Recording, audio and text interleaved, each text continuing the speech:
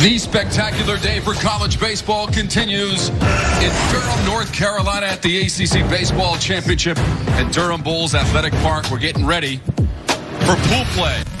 Day 4, Game 2, North Carolina and Miami on Wednesday night. North Carolina with the walk-off hit batsman, and the run comes in, and in 10 innings, they defeat Virginia 3-2 to set up the matchup with Miami today on the last day of pool play as they get the victory over Virginia. Aaron Sabato, the ACC Freshman of the Year, 13 home runs on the season, part of the pop in that North Carolina lineup. Across the way, another young man. All ACC freshman selection, 64 RBIs on the season to lead the team, Adrian Del Castillo. He has already homered in our championship in the first game for Miami here in Durham. This is the matchup. The North Carolina Tar Heels, 19th in the country. Miami, 16th in the country. And the winner is moving on to the semifinals, and they will take on Boston College. Here is the breakdown. North Carolina in 10 innings over Virginia, 3-2. Miami, strong performance to beat the Cavs 10-3. And the winner of this one wins the pool and advances to play Boston College in the semis tomorrow. It is so great to have you with us for the 2019 ACC Baseball Championship. Tom Wormy along with Nick Green. Nick, we have set the table. What are you looking for in this game between the Heels and Canes? I'm expecting a ton of offense. Both of these teams are averaging over 7 runs per game. Earlier in the season, Carolina took 2 out of 3 from Miami in Carolina. This is a different Miami offense. The young guys have really come together. They're playing great baseball. They've won 19 of the last 24. Expect a lot of offense. We can't wait to get it started. Miami and North Carolina, the winner, is moving on to the semifinals tomorrow. A lot at stake between these two teams. We'll have the starting lineups. The first pitch, Heels and Canes at the ACC Baseball Championship.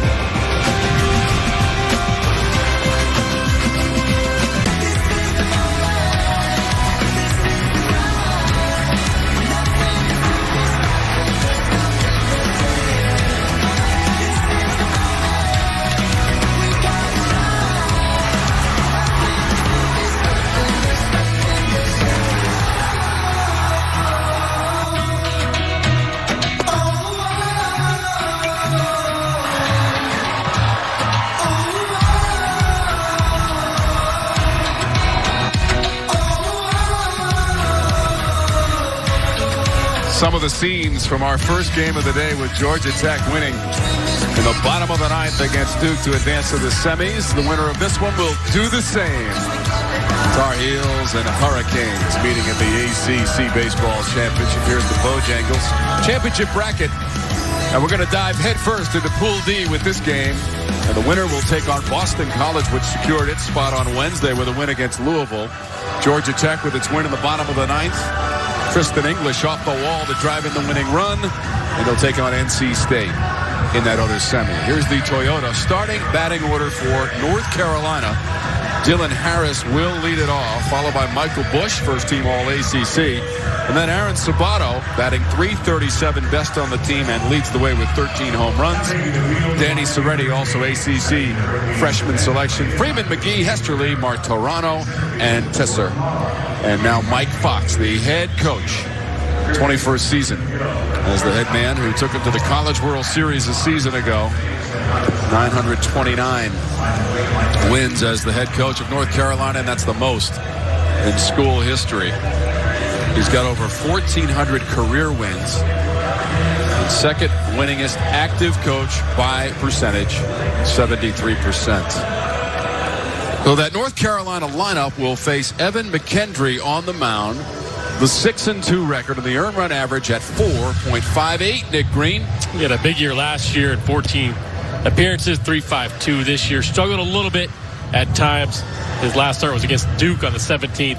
Before that, the previous start was on the 19th of April. Had some elbow tendonitis against Louisville. Had to come out. They rested it. Had a throwing program for him. Missed 3 starts. So he should be on a pitch count today, probably around 75 to 80. Ready to go for the Canes, who took 2 of 3 from Duke in their final ACC series. Rivera, Lala, Del Castillo across the outfield. Gil, Zamora, Villar. And then at first base, Terrell. Emdidas behind the plate. McKendry is on the mound. 94 degrees. Partly sunny.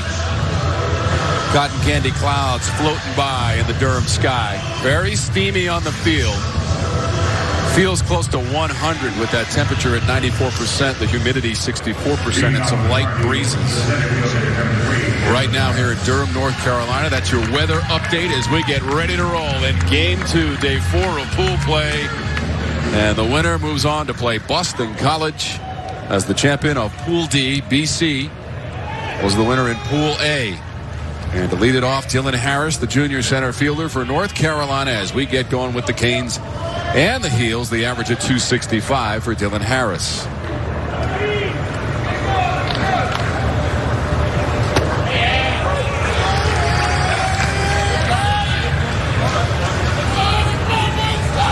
One hit in the win against Virginia for Harris.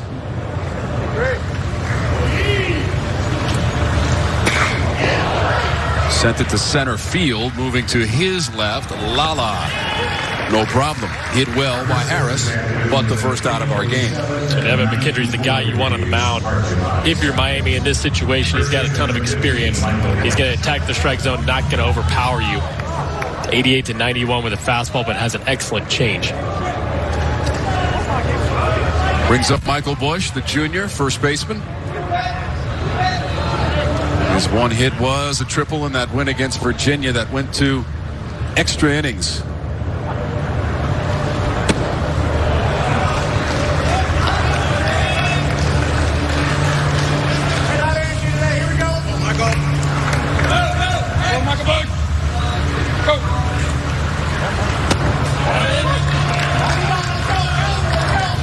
You can see McKendry trying to establish that fastball early in the game. Already working at both sides of the plate. A little bit of a three-quarter delivery. You've got to pick the ball up if you're North Carolina. 39 wins on the season for the Tar Heels against 17 losses. Went 17-13 in conference play. 6-4 in their ACC series this year.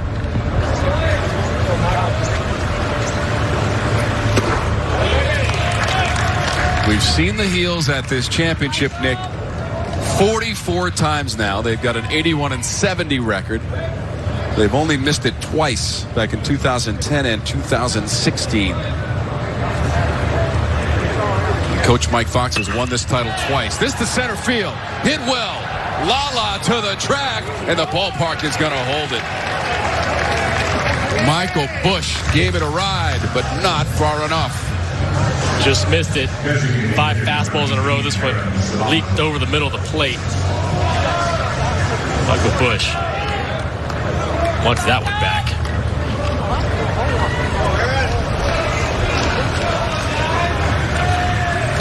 So that'll bring up Aaron Sabato. We've already introduced you to this young man, freshman designated hitter. One hit in the championship. Goes after the first one.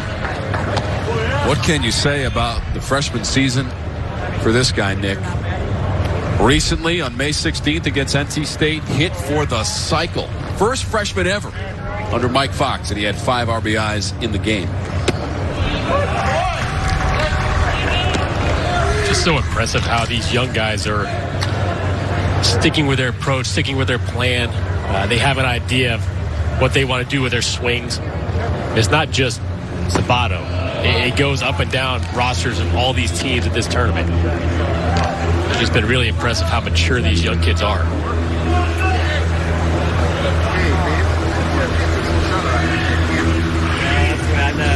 Miami with a considerable shift to the left as Sabato looks at strike 3.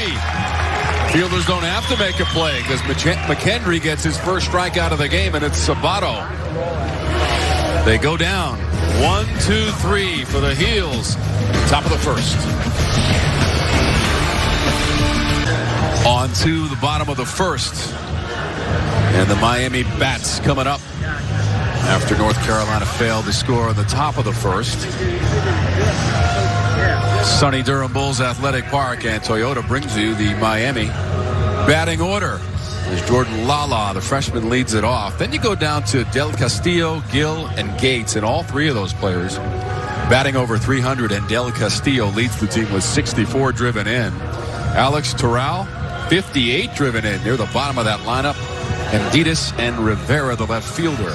And that's the Toyota starting batting order for the Miami Hurricanes. This season, 39-17, finished second in the Coastal Division. And they're 5-2 in their last 7. Under their head coach, Gino DiMari. First year after 19 years as a Miami assistant and taking over for Jim Morris, who was the head coach for 25 years. DiMari, a Miami product, played at the U from 89 to 92 as an outfielder. His team will face Austin Bergner, 14th start. And he's got that 5-1 record, Nick. Yeah, 14th start on the year. ERA's a little bit high. Has strikeout stuff. Last time out was against NC State on Friday. Took the loss 3 1/3. Allowed 6 runs, 4 earned in that start. He did face Miami earlier in the year, went 6 innings, 4 earned, and got the win. He goes 6'4", 200, a junior from Windermere, Florida. He'll face Lala, Villar, and Zamora. Top of the Canes lineup. Lala thinking about bunt.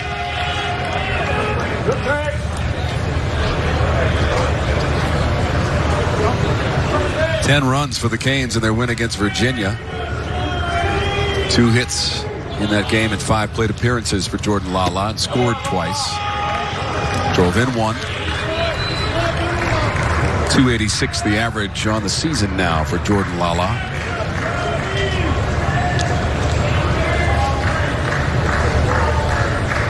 Freshman from Tampa, Florida, to lead it off for Miami.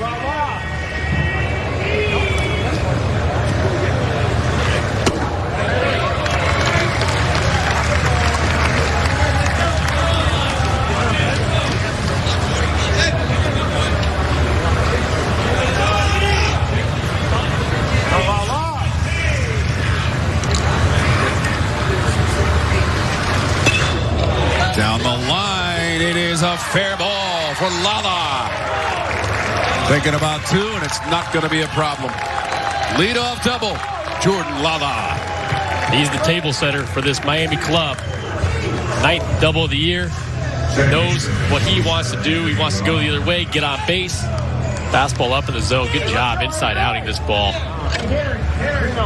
And getting to second base.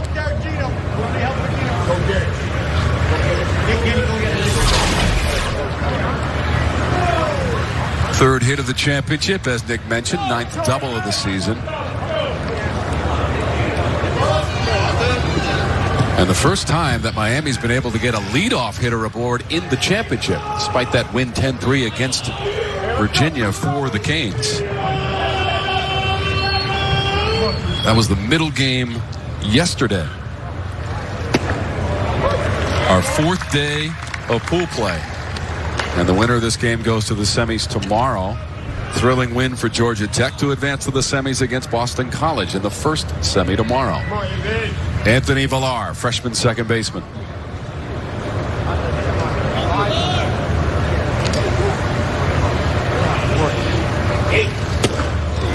Can't catch up with that one from Austin Bergner.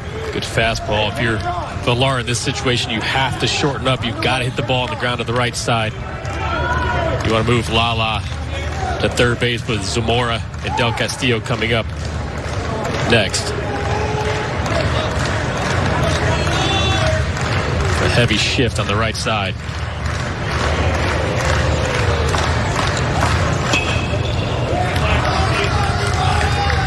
I'm actually a little bit shocked that he didn't try to lead on a bunt. Maybe a bunt for a hit, try to get on first base and have Lala advance early in the at bat.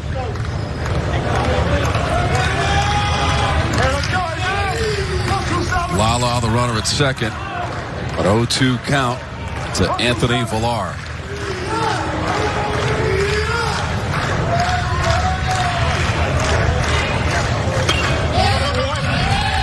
One of my favorite first inning plays. And this used to happen to me whenever I played in Atlanta when I hit second. Trying to bunt, the guy gets on second base, try to bunt for a hit. Not try to sacrifice. Don't give yourself up and try to bunt for a hit. and see if you can reach first base. If it doesn't work out, you still get the runner over. Right. You've got your big hitters coming up next. Because you got to put runs on the board, and that's the bottom line in this game. It doesn't matter how you do it. You've got to score.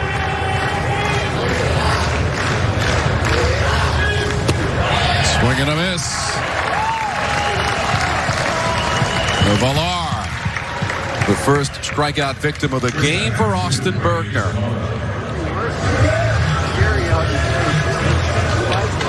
Defensively behind Bergner, Hesterly, Harris, and Tesser, Freeman, Soretti, McGee and Bush across the infield. Martirano behind the plate. Austin Bergner with his 5-1 record on the mound with the runner at second and one down. That delivery is high to Zamora. Craig Barron is calling the balls and strikes for game 2 of our championship on day 4. Averaged to .299 for Zamora with his performance yesterday against Virginia.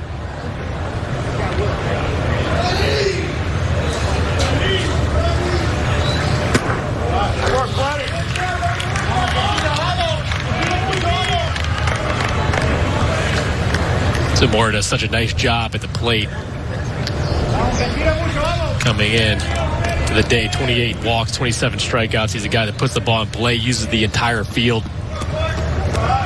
Saw a butt for a base hit with a man on third yesterday. And also had a 2-run single. 6 homers on the season for Freddie Zamora.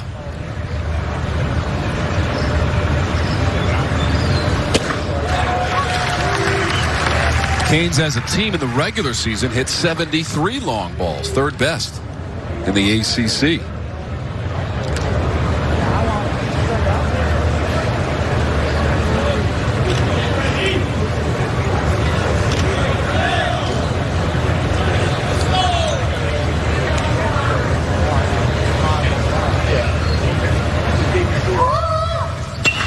Right field. Fair ball into the corner. Lala's going to score easily as he saunters home. And pulling into second with an RBI double is Freddie Zamora here in the first. That's what he does. He's in a hitter's count, up in the zone with a fastball. Goes the other way for double number 11. RBI number 44. Check this swing out. Out over the plate. He knows what he wants to do with it. He's not trying to pull the ball. He's waiting and letting the ball get deep. He shoots it right down the right field line. Didn't look like poor location on the pitch, Nick. A little bit up, okay. but that's the ball. So the pitch before is the pitch you want if you're Bergner. Okay. A little bit down on the knees on the outside corner. This one's a little bit up, middle of the thigh, and that's the ball he can get up in the air. The other ball you can't get up in the air consistently. It's the ball that you hit the line drive to second base or the ground ball to the right side. And I know guys are pitching up in the zone a whole lot more now. And that's one of the downsides of it is you pitch up in the zone and you make that mistake a little bit down. You don't get it high enough, and that's where you run into trouble. Guys can elevate the ball. So in the first inning, Bergner's got a strikeout, but he's also given up 2 extra base hits. 2 doubles for Miami. They had, in that game against Virginia, the Canes had 9 hits and produced 10 runs. They got 2 off the bat of this guy in the first inning of that game. Adrian Del Castillo, 9th home run of the season, was a 2-run blast to get it rolling for the Canes. You don't see it very often, but he's barehanded up there, ready to hack. I was actually wondering yesterday if they give out batting gloves over there. There are quite a few guys that don't wear batting gloves for Miami. Good for them. Freshman right fielder.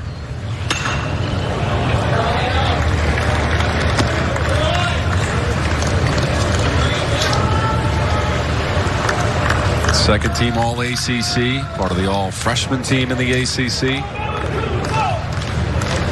Came flying out of the box to start the season with a 15-game hitting streak.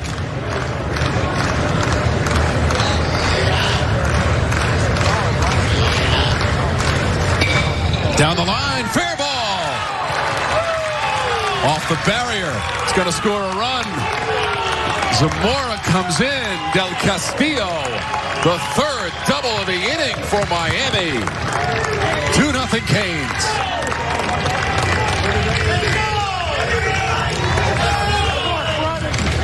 Another good at-bat, another good approach. 0-2 pitch from Bergner. Actually, a little bit off the plate. Another one elevated just a hair. These kids know what they're doing at the plate. They know what they want to do. You cannot defend that. Double number 20 on the season for Del Castillo. So just like yesterday against Virginia, Miami has posted 2 runs in the first. All the doubles have been to the opposite field as well for the hitters. So with Del Castillo at second, it's Raymond Gill, sophomore at third base this afternoon for Miami.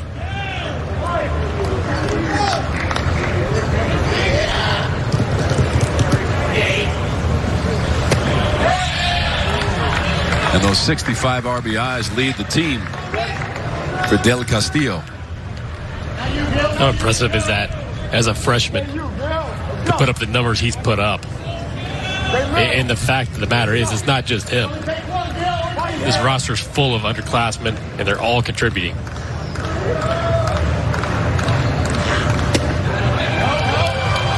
Del Castillo finished the regular season 4th in the conference with 62 driven in. Of course, nobody was going to catch Bobby Seymour, who finished the regular season with 92 driven in, and he was the player of the year in the ACC, and his team lost a heartbreaker last night against NC State as the Pack has advanced to the semifinals, and Georgia Tech will meet them there because they won the first game of our day. Soretti eyes the runner, throws across. Keeps Del Castillo at second.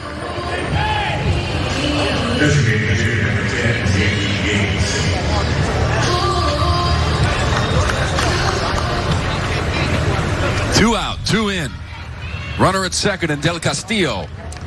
And J.P. Gates will be the hitter against Austin Bergner.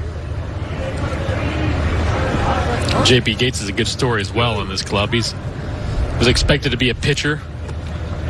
He comes in and swings the bat well. They can't take him out of the lineup.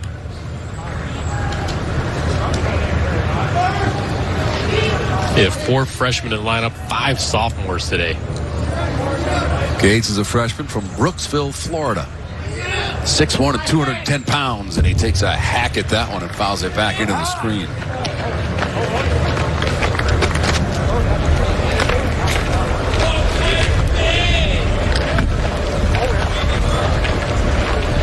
Last year at this championship, the Canes were a 7 seed. This year, a number 4 seed. They beat Notre Dame, but then lost to Clemson at our championship right here in Durham last year.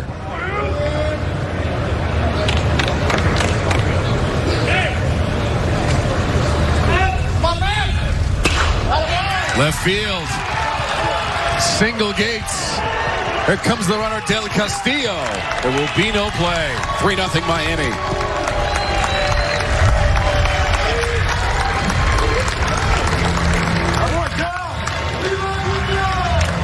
Another ball up in the zone from Bergner. Look where the catcher wants it down. Misses up. Even though it's off the plate, these guys are able to cover. And it's elevated. That's where you can get the ball up in the air. Nice job going the other way. RBI number 30 for Gates on the year.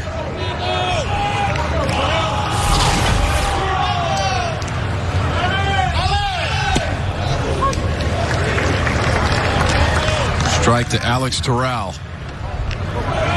Sophomore at first base for Miami today with the average of 284. 21 homers.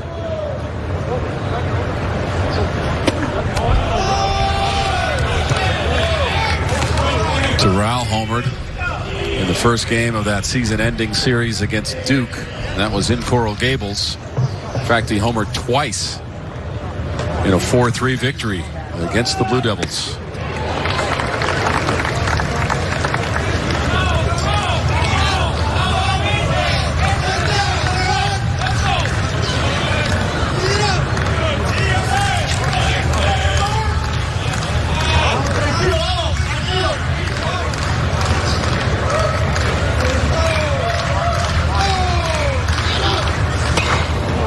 In the air, shallow left. Shortstop going back, left fielder coming in. There's no play. That throw sails toward the Miami dugout. And so Gates is safe at third. And it's a single for Terrell. Right between Hesterly and Soretti. Second hit of the tournament for Terrell. Goes the other way in no man's land. And this, I saw this coming from a mile away. They had to shift on. Third baseman Freeman is playing at shortstop. Nobody's covering third base. Bergner's got to get over and cover third. Bad throw by Hesterly, and you got Terrell sitting on second base.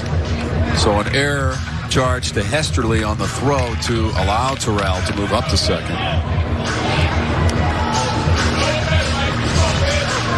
So Gates is your runner at third.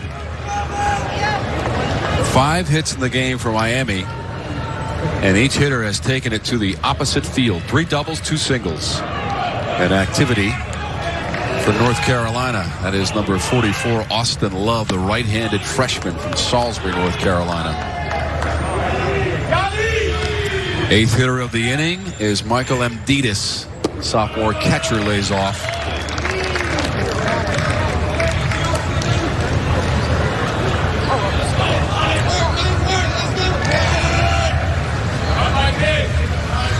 Despite going 0 for 5 against Virginia, still right up around 300 for Amditis. Breaking ball.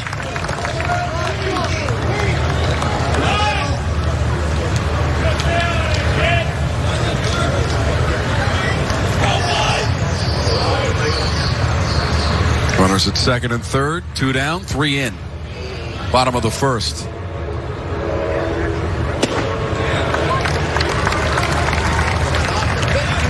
If Bergner could stay right there, his stuff is really good. A little bit of run on the fastball, the low 90s, a good breaking ball if he gets that release point out front. He's got to keep that changeup down. That's been the problem this inning. Everything's been up.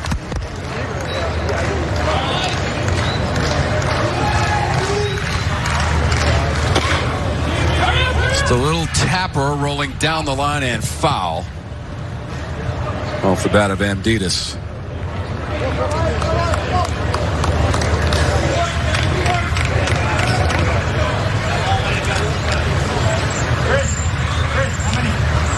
This has been a huge inning for Miami. They want to jump out to a lead early. They've done that. 3 doubles, 2 singles.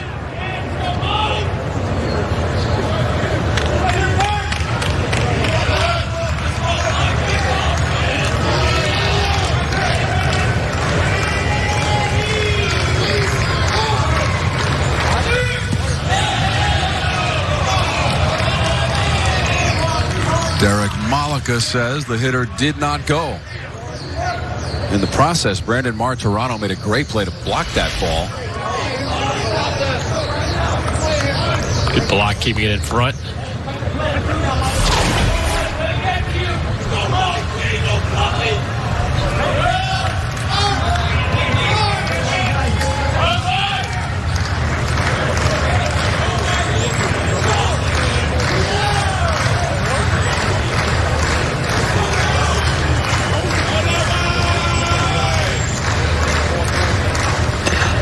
Ground ball. Freeman. That does it. How about the Canes, though? Nick, 5 hits and 3 runs in the first inning for Miami. This is what they do. You get balls up over the plate. These guys go the other way. Put 3 runs on the board early.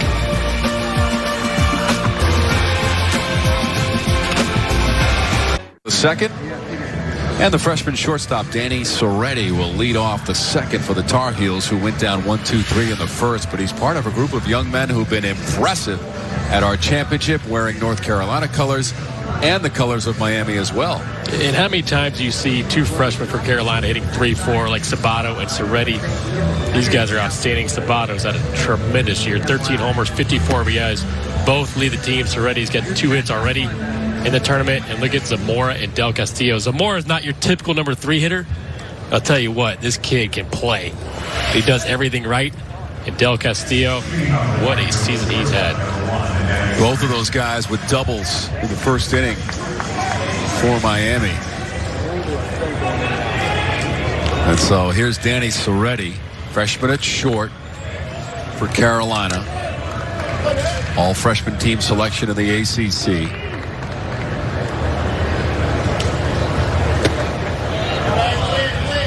April 20th against Boston College, a 6 RBI game for Danny Soretti. 39 on the season. Had 1 RBI in that victory against Virginia.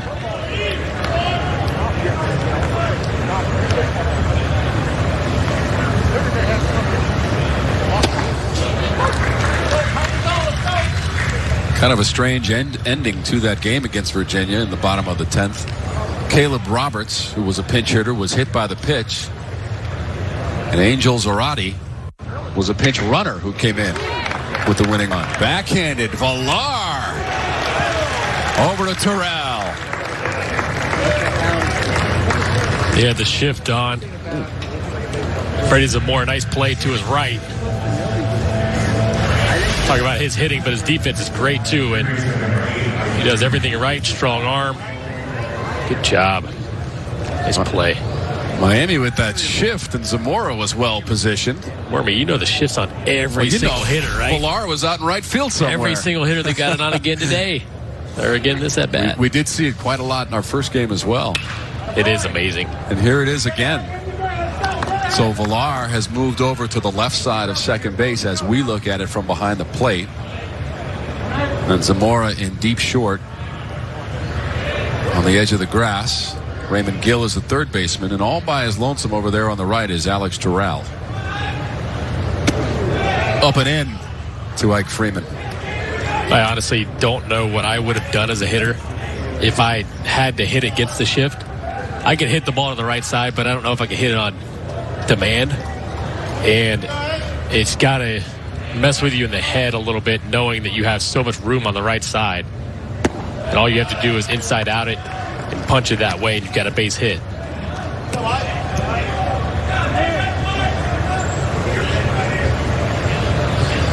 The shift has ruined a lot of careers. Numbers have gone down. They implement the shift. But the numbers and the data say the majority of the time this is where somebody's going to hit the ball on the ground. And that's where they decide to play. If you beat it, you beat it. And you end up living with it.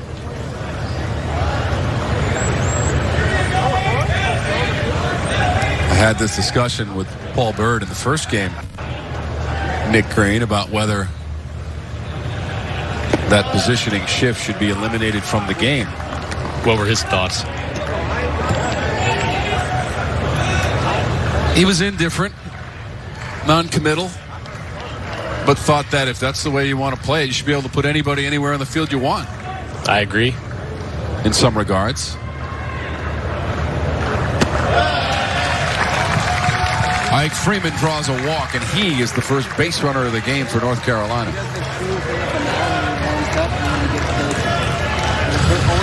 So McKendry had retired the first 4 North Carolina hitters he had faced. 6-2 record for Evan McKendry.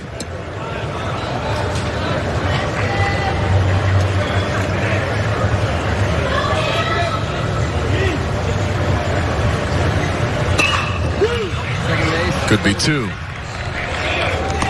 Throw was a little bit high at first, but Terrell made the play. Villar started it to Zamora, and then Terrell double play off the bat of Ashton McGee. Nice turn up the middle. You aren't going to get a better double play combination than Miami has. Into the second.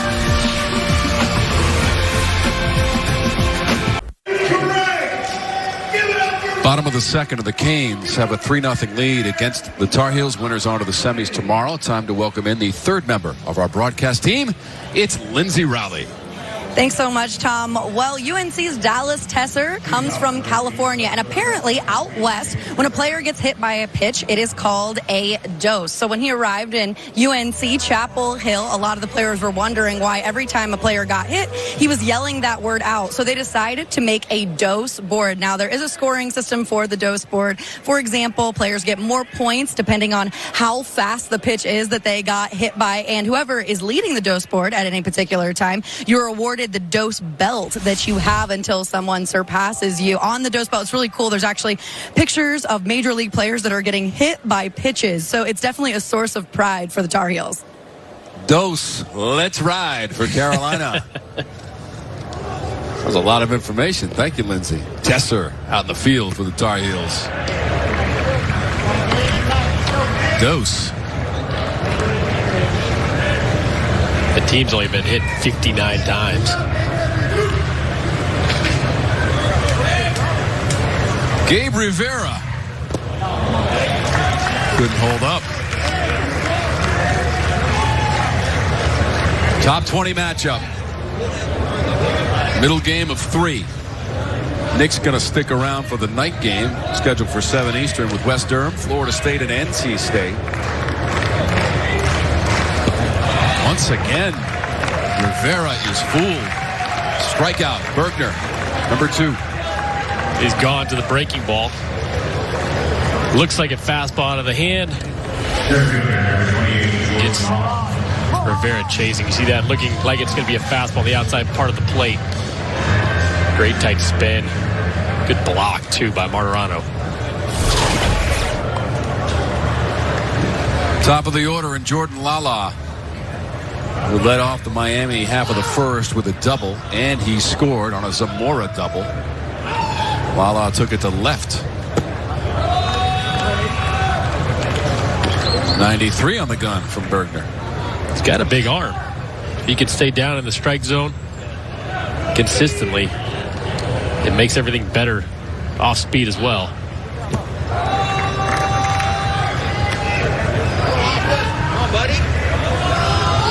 These two programs meeting for the 75th time.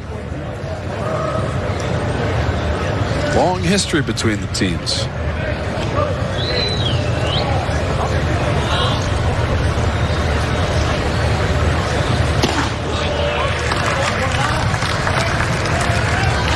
Jordan Lala's been an on-base machine since he became the leadoff hitter back on the 27th of February. Coming into the tournament, .463 on-base percentage in those 46 games. On base 3 times yesterday. Double to lead off the game today.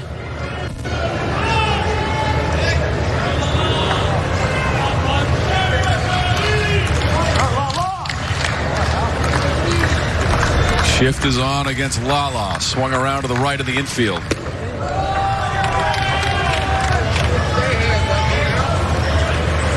Soretti on the second base side of the bag. So no, Tom, the shift should not be banned. Okay. If you're asking me. I think I go along with that school of thinking. The shift goes back a long time ago, too. Full count to Lala with 1 down.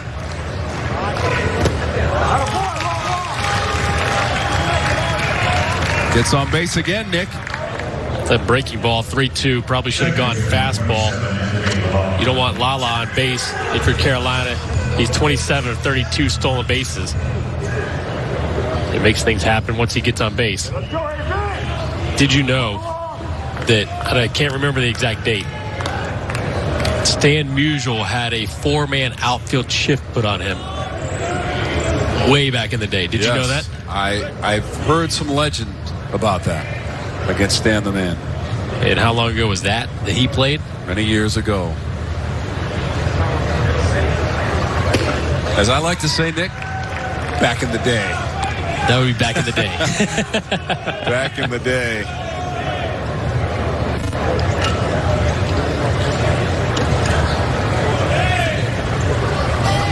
It wasn't quite this long ago, but North Carolina started its program in 1891.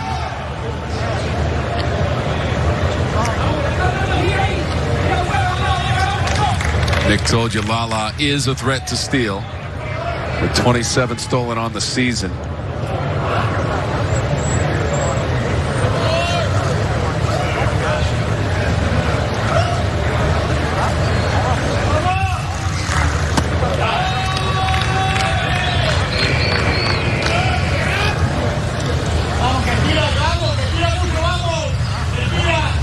I think in the old grainy black and white film you can see the shift on Babe Ruth as well back in the 20s.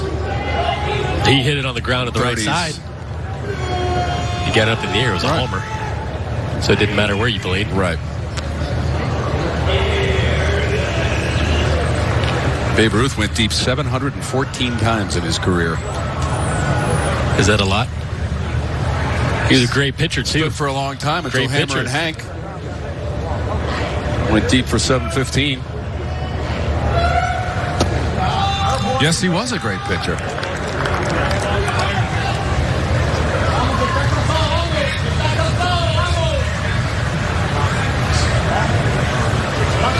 So the Canes came up with 3 in the first. They've got a runner aboard with 1 out here in the second.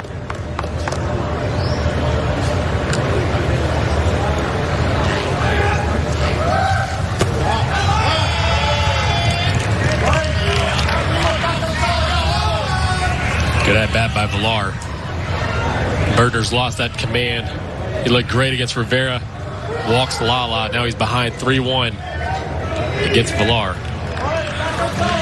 We're playing in the second, Nick, and he's headed towards 50 pitches.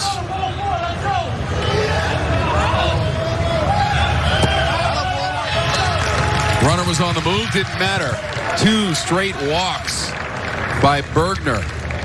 His first 2 of the game, 2 on, 1 out, as Villar trots down to first. That'll move Lala up to second.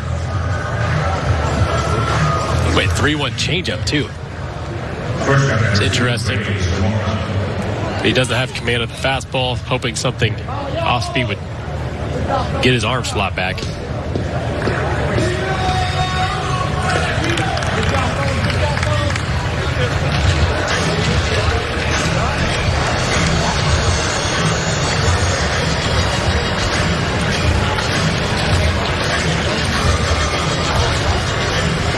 Mike Fox going to the pen.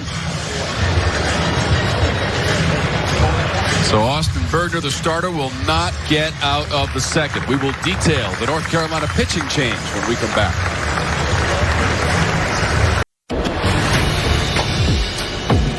The 2019 ACC Baseball Championship is brought to you by Bojangles' famous chicken and biscuits. It's bow time.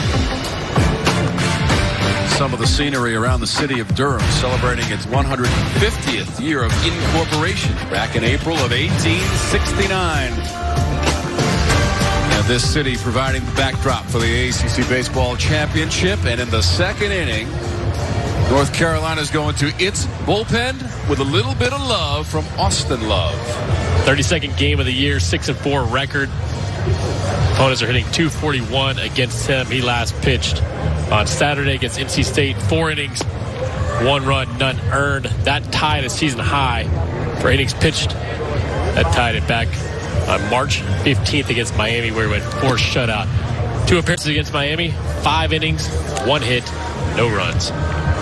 6'3" freshman from Salisbury, North Carolina is on the mound. You mentioned that series, Nick, against NC State. North Carolina dropped 2 of 3 against the Wolfpack. They won the first game 5-3, but lost the second 11-2, and the third game 11-0, that in Chapel Hill. NC State is on to the semis. They will play in the last game of the day against Florida State, scheduled for 7 Eastern after this one. Freddie Zamora doubled and scored in the first and drove in a run as Lala came in on his double. And Lala is the runner at second right now.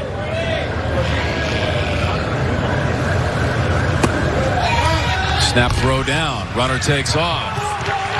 Lala's at third. Heads up base running.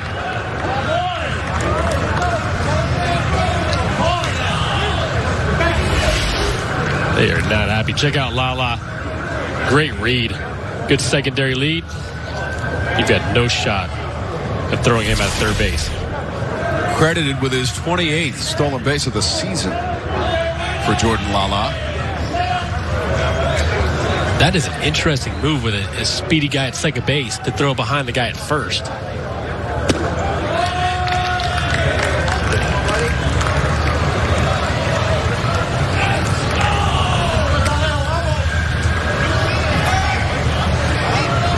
Zamora ahead in the count 2-0. Last at bat, he got ahead 2-1. Doubled down the right field line.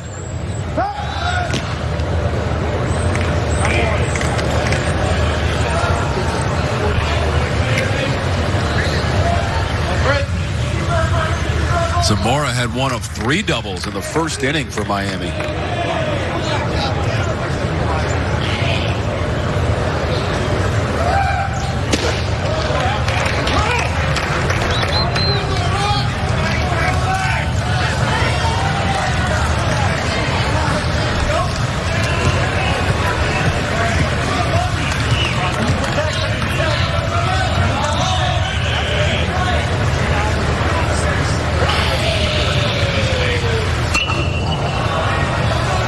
It's a pop-up left center, and now drifting over is Dylan Harris.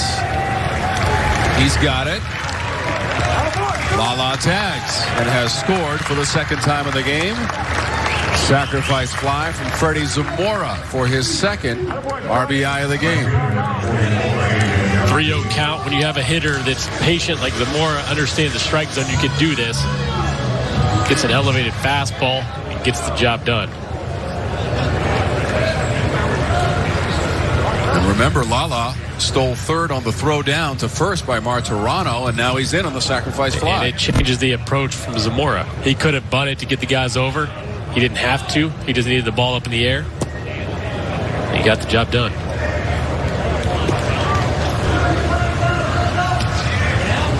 Del Castillo doubled, drove in a run, and scored in the first.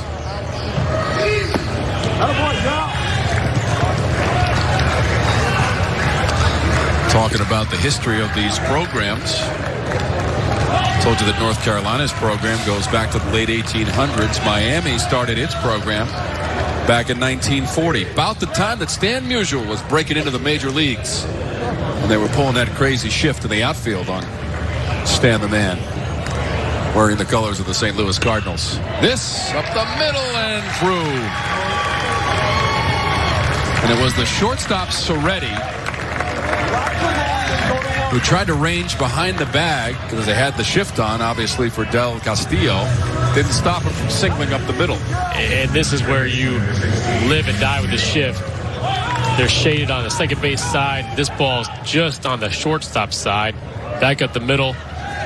If Soretti is over a little bit, I think he catches this ball.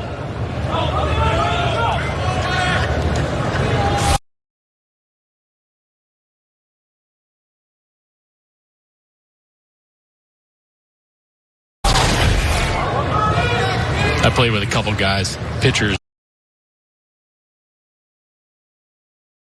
that did not want the shift. Implored. They were frustrated with it. They can make a pitch and get a ground ball, and nobody's there. There is the grounder. The play is at first base to end the inning. So the Canes will leave a couple on the base paths, but score one. 4-0. Miami. End of 2. Tristan English also had a 2-run home run in the first inning. Kyle McCann had a 2-run homer as well. And English was the winning pitcher of that game for Georgia Tech to start the day in a 5-4 victory for the Yellow Jackets. The number 2 seed at our championship. The number 1 seed was beaten by Boston College on Wednesday, and that's why the Eagles were the Pool A winner, and they will take on the winner of this game between North Carolina and Miami in the first semi tomorrow, scheduled for 1 Eastern. Tell you what, we've had great weather here too. It's been a joy and an absolute pleasure to be here. City of Durham and the folks here at Durham Bulls Athletic Park, as usual, have rolled out the red carpet, although today is perhaps the most steamy of all the days. 94 degrees as we play right now, 4 o'clock nearly on the eastern seaboard. And it's a little warmer at field level, according to Lindsey Riley, who, by the way, works every single game of this championship for us. It's not enough. That's a lot of baseball. Remember, we're playing 3 games a day in pool play and 2 tomorrow. Hesterly strikes out to lead off the third for North Carolina against Evan McKendry. And that's that good fastball up in the zone. Above the letters. 90 good life on it. A little bit of run.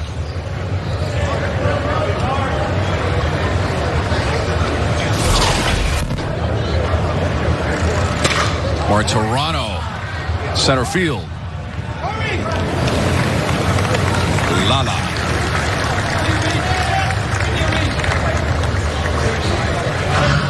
I think I'm having a little too much fun saying Lala all the time with him running around. You're going to be able to say it more, too. With him running around the bases and making the play in the field as well. Did a little research on Stan Musial also for your benefit. The shift back in 54? Yes, that did happen. But Stan Musial, 3-time MVP in the National League. Obviously a Hall of Famer. Won the World Series 3 times and was an All-Star 24 times. 24? Even with, yes, 24. Even with the shift on Stan the Man. What a career.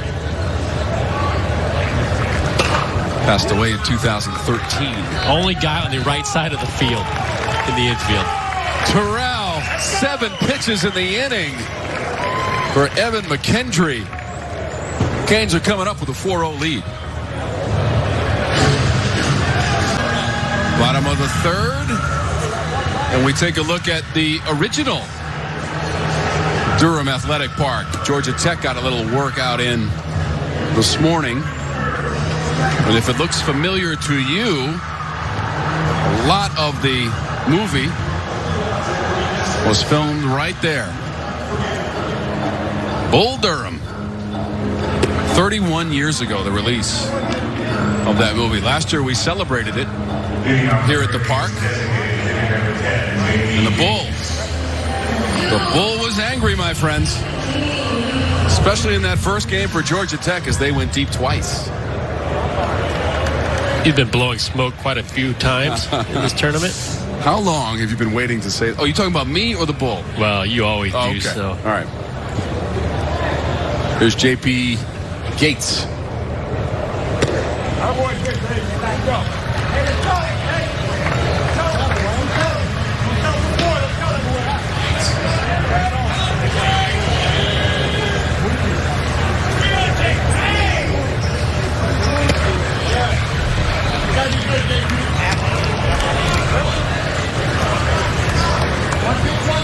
Gates with a single in the first. He was stranded at third as the Canes left 2 runners on. But they scored 3 with 3 extra base hits in that inning. Added 1 in the second, and here we are in the bottom of the third. And Boston College is waiting for the winner.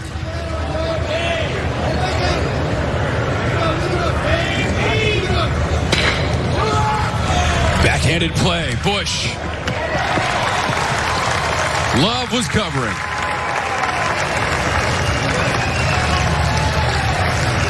What a play by Bush going to his right. Nice job getting the glove to the ground, and then he doesn't panic. Love over at first base. That's not an easy throw. You've got to make sure you gather yourself, keep yourself composed. Nice play by Bush. First out of the inning as they get Gates.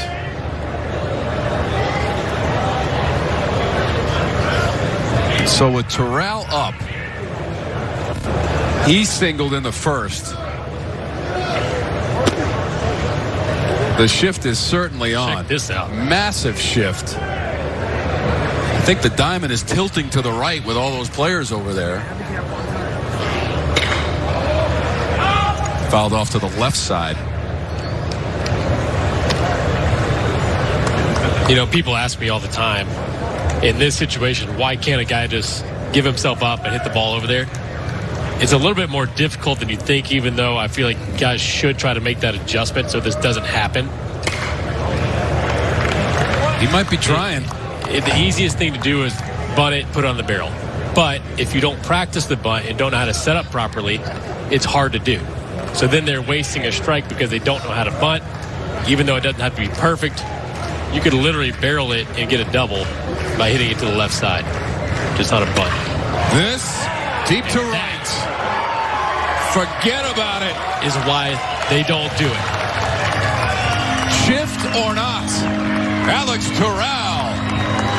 Solo shot for the Canes.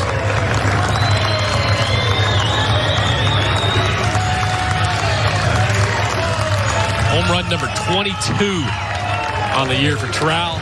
He gets a slider down. He says, don't worry about the shift. All I have to do is get up in the air and hit it over everybody. Slider, middle. You got that kind of power. That's why you don't bunt. It beat the shift 414 feet for Alex Terrell. Look where this ends up. No doubter.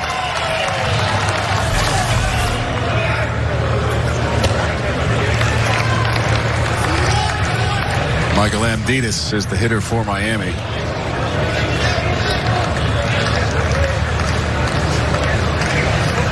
Terrell, 21 homers in the regular season, second best in the ACC.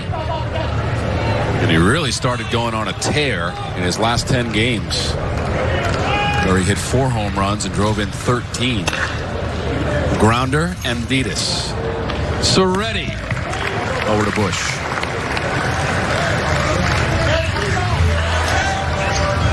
Solo bomb from Terrell here in the third. Dallas Tesser is the fielder. He says you can take that one back. Nice gesture for the young man. Wait a minute. He's already got one baseball. He's doing pretty well out there. Maybe that's Kyle McCann's shot. That was 406. He's got one more ball than I have.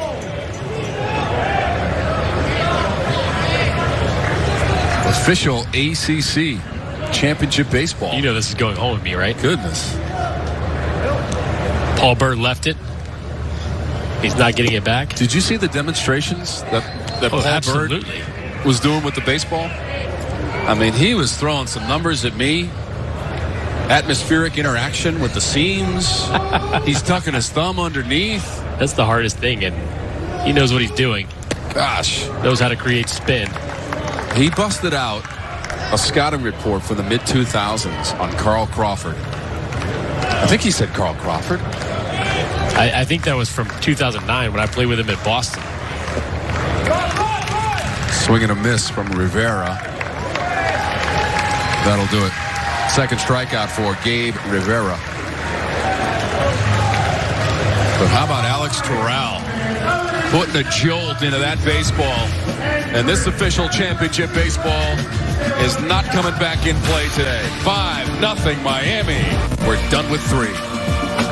Welcome back, Miami leading, and now I'm joined by Coach Gino DiMare. Coach, Alex Terrell hits one out of the park. What makes him such a threat? He can hit out of the park at any time. You know, he's batting down in the lineup. He's our 7th hole hitter, and I don't know, is that his 22nd home run of the year? So I don't know many 7-hole hitters that got that many home runs on the season. He's a dangerous guy. 2 strikes. You know, he stayed back. It looked like he took a little off that ball, and he hit it good. Evan McKendry looks pretty comfortable out there. What are you seeing about him that's commanding the zone? Well, he's getting a lot of guys swinging through pitches. I'd like to see him get the ball down. He's more of a ground ball guy, which he has gotten when they put it in play and got a double play there. But yeah, I'd like to see him get the ball down. But he's getting a lot of pitches up in the zone, but they're swinging through him. And so hopefully we just keep this thing going. Thanks, Coach. Thank you. Guys. Lindsay, thank you.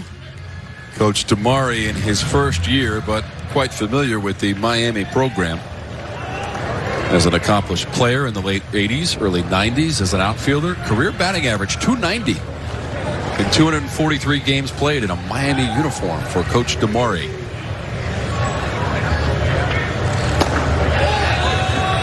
Taking over for the legend Jim Morris, who Had 2 national championships in 99 and 2001. And Miami's only win at this championship in the title game back in 08. That's off the glove of McKendry. There's no play, and Harris is aboard. Ruled an infield single.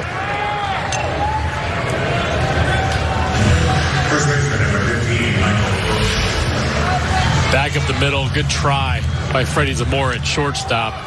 That's all he could do, try to barehand it, make the play. And I don't even know if he would have had a shot anyway. Harris got out of the box quickly. His second hit of the tournament.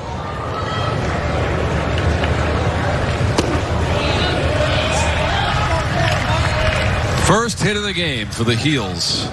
Off the bat of Dylan Harris. And now it's Michael Bush.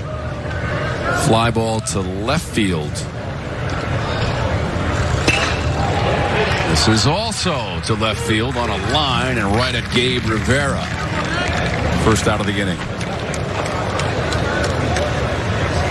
So Bush is 0 for 2.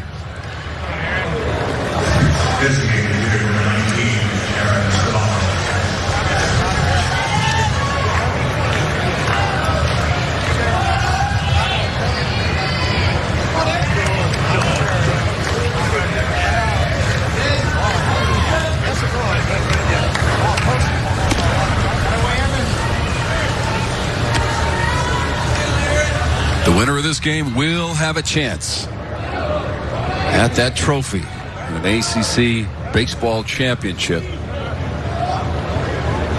They will fill the final semi-slot for the winner of Pool D, consisting of Miami, North Carolina, and Virginia was the 3rd team in the pool, both the Heels and Canes defeating Virginia in our championship. Heels had to go to 10 innings to get the win 3-2. That on Wednesday night. Miami beat Virginia yesterday 10-3.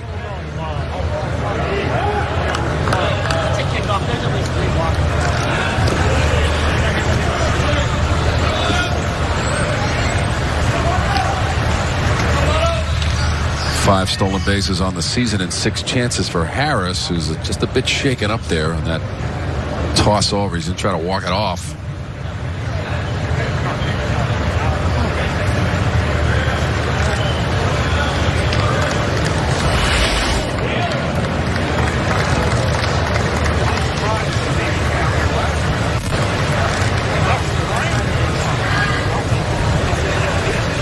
Not a great spot. Actually, a break for Miami, really. That ball could have easily gone into right field. Out towards the bullpen area. Harris shakes it off.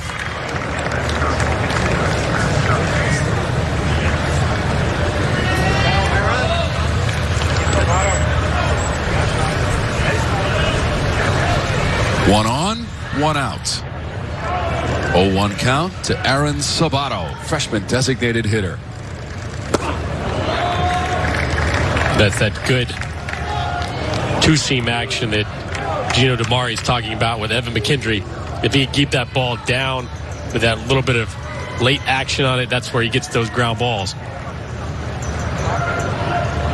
Sabato, an imposing figure, 6'2", 230, and a freshman from Rybrook, New York. Hit by the pitch. 2 on, 1 out.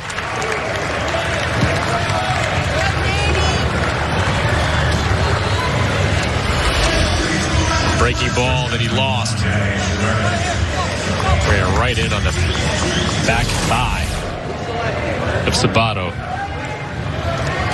Is that called a dose, Wormy? That's what it's called? Let's check in with Lindsey Rowley at some point. Get the update on the dose situation. Better write that one down. Who's got the belt? Well, he's 76, so he might not get the belt for that one.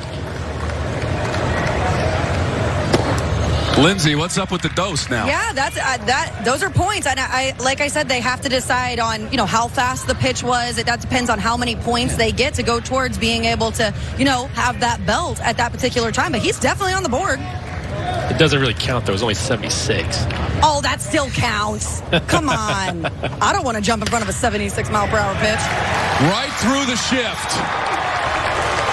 Soretti has driven in the first Carolina run. And the Heels are on the board thanks to Danny Soretti.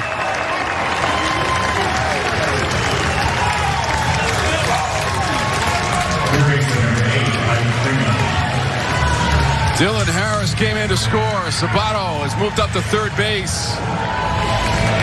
Nice job going the other way. All he does is put it on the ground where nobody is. A massive hole on the left side. RBI number 40 for Soretti.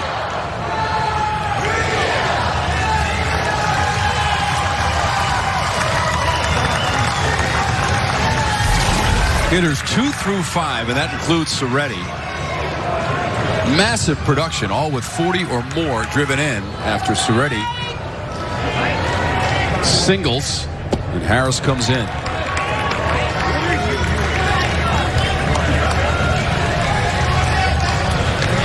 So Harris reached on the infield single to lead off the fourth. Fly ball out from Michael Bush to left field. The hit batter, Sabato, and then Soretti with a hole in the shift. And he sent it into the outfield for a single. Freeman does the same. Lofts it over the infield, and it drops in. And Ike Freeman has an RBI single as Sabato comes in for the Heels.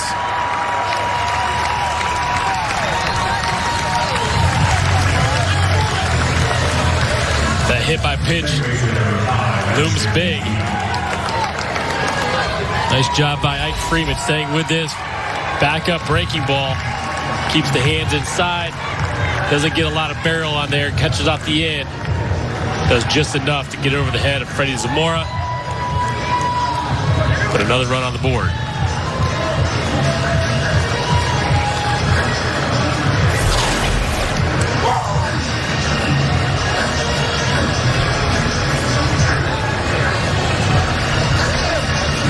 Canes want to talk about it for a moment.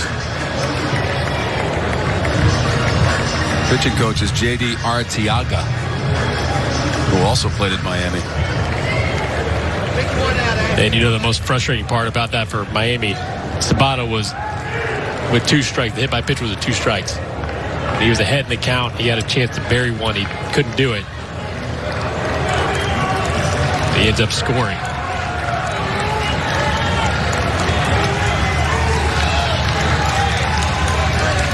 So the complexion of this ball game has changed dramatically here in the fourth.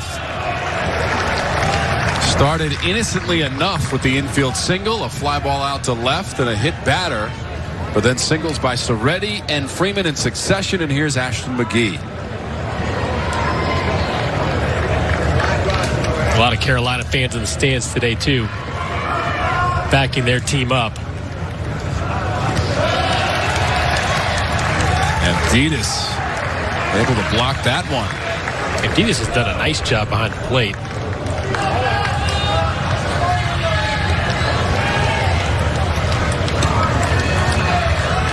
It's so important for a pitcher to be able to trust the catcher. If I want to bury a pitch down in the dirt, I'm not afraid that it's going to get away. Advanced runners.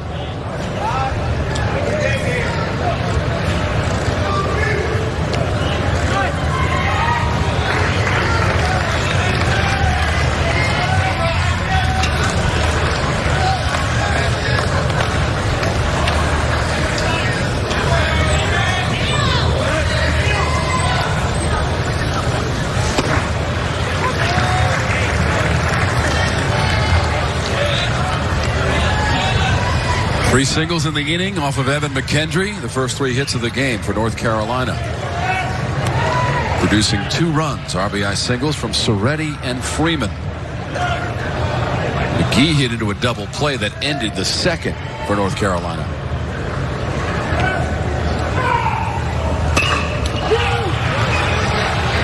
Villar. Not in time, runners coming home. And Soretti is out at the plate. So Villar and Zamora tried to turn it again, and alertly Alex Terrell fired it home, and they got Soretti trying to score.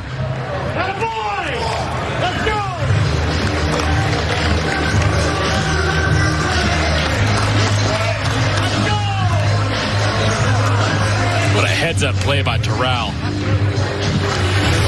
Got the tailor-made double play. Zamora to first. Called safe. Terrell sets his feet. Nails a runner at home.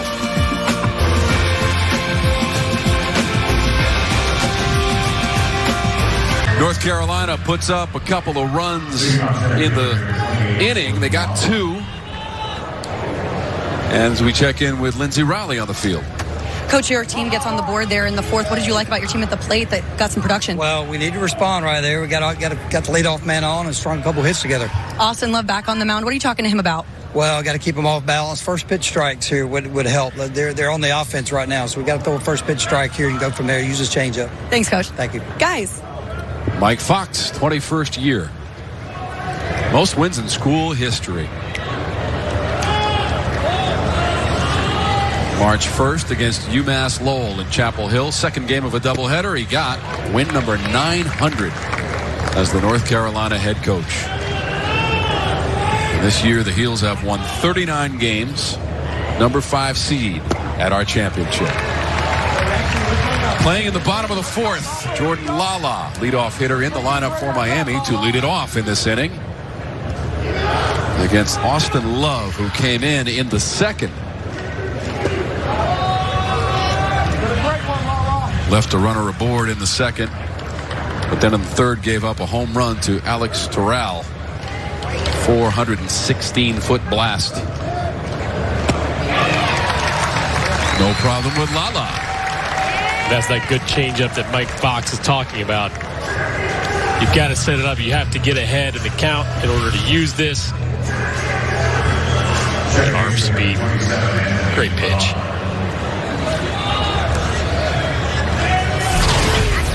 Great replay. You could see the spin on that ball coming in. Now you understand the spin that Paul Bird's talking about, right? Yep. Well, sort of. Love, 93 on the gun as he faces Anthony Villar, freshman second baseman. 3rd at bat. That walk was in the 2nd. In fact, Villar was the last hitter Austin Bergner faced. And Villar also struck out in the 1st when Miami got 3 runs.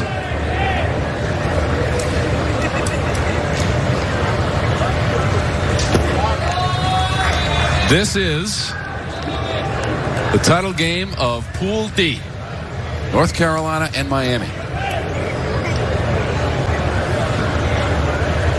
So glad that you are with us for the 2nd game of this last day of pool play.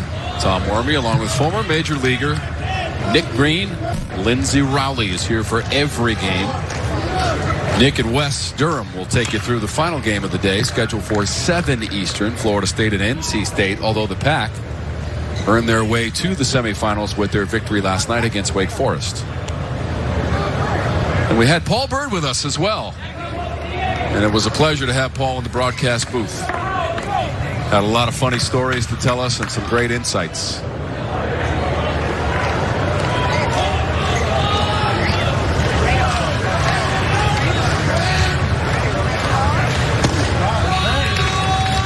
Good take by Villar.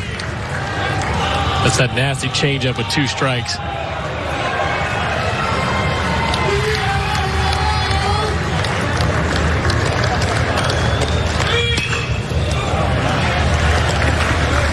McGee.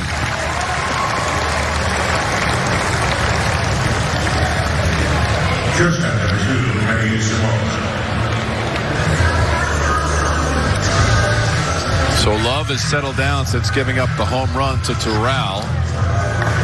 2 groundouts and 2 strikeouts. And there's 2 down in the 4th for Miami. He's done a really nice job for Carolina, giving them innings when they need the innings. He's producing results. Good stuff. Another one of those pitchers, if you throw strikes, you keep the ball down in the zone, you can have a ton of success. Zamora, the hitter for Miami, had success against Virginia yesterday. A couple of hits, a couple of runs, and drove in 3. And Zamora has 2 RBIs in this game with a double and a sacrifice fly.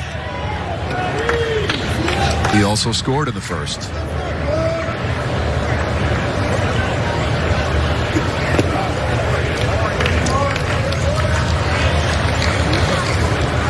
Three for 4, excuse me. 5 RBIs, 2 walks. It's been a big tournament.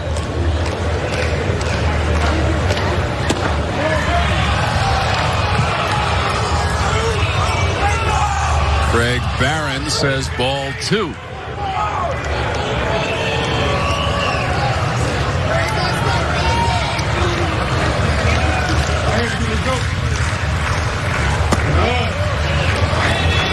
Now the count runs full to the Miami shortstop,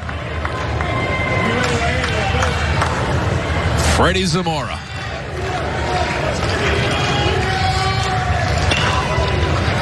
Pulls this one down to Ike Freeman. Zamora headed for a second, head first slide, and Zamora is safe. Ran into Ashton McGee, who was applying the tag. Heavy contact. And that's an error charge to Ike Freeman. Ike Freeman gets his feet set a little bit too early. He realizes he's got to get a short hop and come through it. You see his feet set. Doesn't move his feet through the baseball. Great job by Freddie Zamora, not giving up on this either. Good hustle. Extends the play. The Canes have to be happy he's not hurt.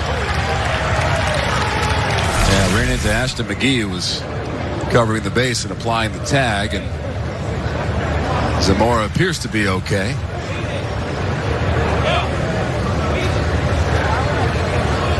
Little chat with Danny Soretti, the shortstop for the Heels.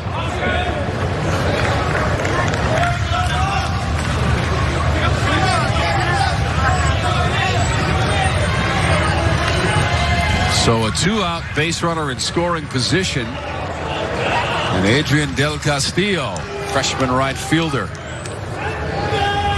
2 for 2 with a double and a single. A run scored and 1 driven in.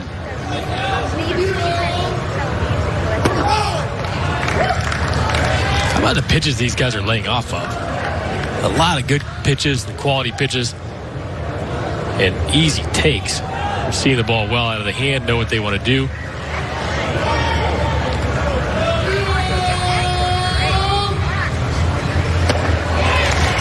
Change up. I'll tell you a story about swinging at balls in the dirt. Gary Sheffield used to always say, I don't understand how you guys swing at balls in the dirt all the time, right? Talking to you? All of us. Okay. It was just easy for him. And he didn't chase. He hit the ball up really well. But what he was doing, and they never told anybody, and I didn't realize this until later, is he's looking for the ball up in the zone. When you look up, it's much easier to adjust down. If you're looking thigh high, you can't catch that ball up in the zone. You see a breaking ball that starts thigh high, you have a tendency to swing at that down in the dirt. If you look for the ball up in the zone, it's a lot easier to go down and lay off that pitch down in the zone. Imagine the career you might have had. If somebody would have told me something before my second to last year. That Gary Sheffield pearl of wisdom. You know who actually told me to look for the ball up was Eduardo Perez.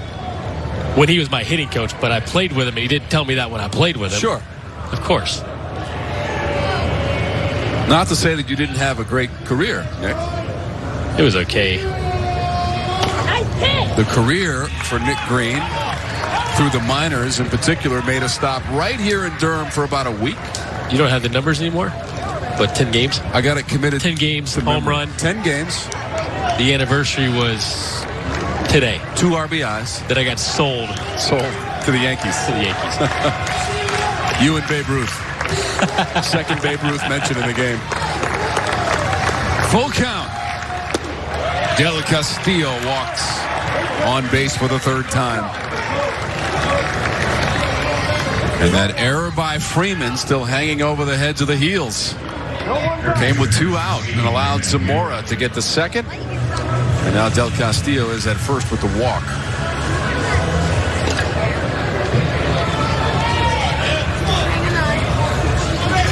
That is the 3rd walk issued by North Carolina pitching. Bergner walked 2 batters and then had to leave the game in the second inning to give way to Austin Love. Raymond Gill. Martirano going to throw down to second. Del Castillo is safe, and that's a wild pitch to allow the runners to move up 90 feet. Good read on both ends for Miami. Del Castillo has to be able to read this ball in the dirt as well. Check him out at first base. A lot easier for Zamora to get there than Del Castillo. Nice read.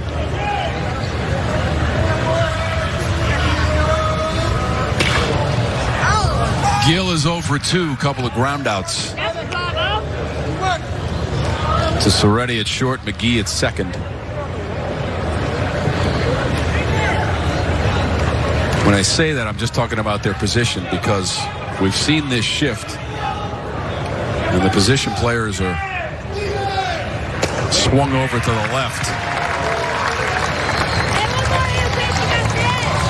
As we look at it from behind the plate.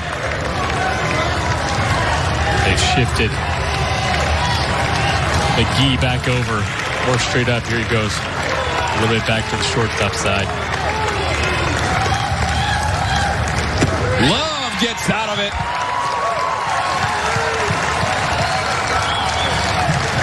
Best fastball of the day from Love. Goes to the high fastball. Right by Raymond Gill. The 2019 ACC Baseball Championship is brought to you by your local Toyota dealer. Toyota, let's go places.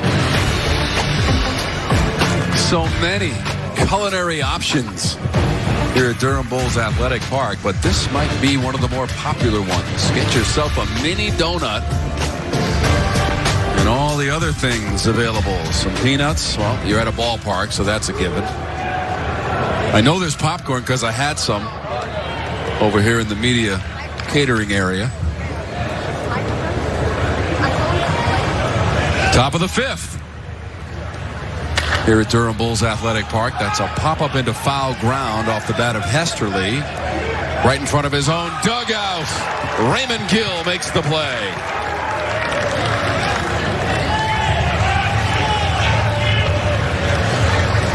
Got to be able to find the railing. Check out his right hand. He finds the railing. Nice play. The key in a situation like that is getting over to the spot first. Making sure you're aware of where you are and then going from there. Good job by Gill. Getting some help from his teammates in that dugout as well. How many teammates have you heard say, "You've got room," and you run into the wall? I don't know. This is deep center field. Brandon Martirano is gone yard. Solo home run from Martirano.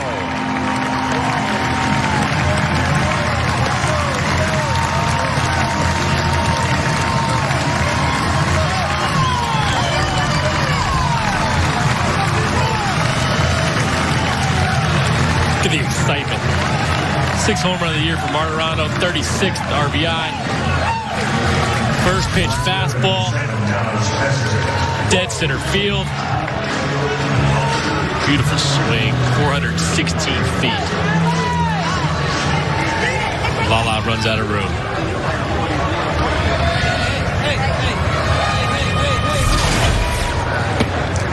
Heels hit 61 home runs. In the regular season, the most they had hit since 2009 when the team hit 69. And as Nick mentioned, 6th of the season, Martirano to lead off the 5th. So North Carolina chipping away. Knocking on the door and chipping away. Dallas Tesser, junior right fielder, is 0 for 1. Ground out to Terrell, who made the play unassisted in the 3rd to end that inning for North Carolina. Getting interesting here in Durham.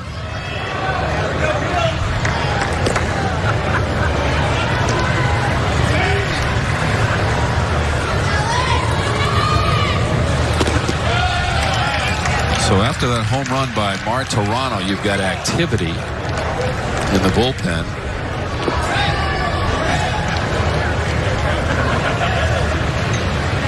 Left-hander Jeremy Cook.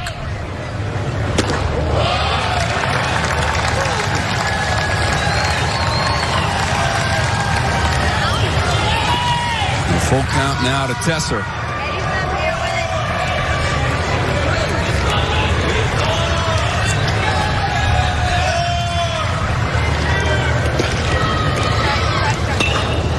Up the middle and bouncing on through. Back-to-back hits by the heels. Homer from Martorano, single from Tesser.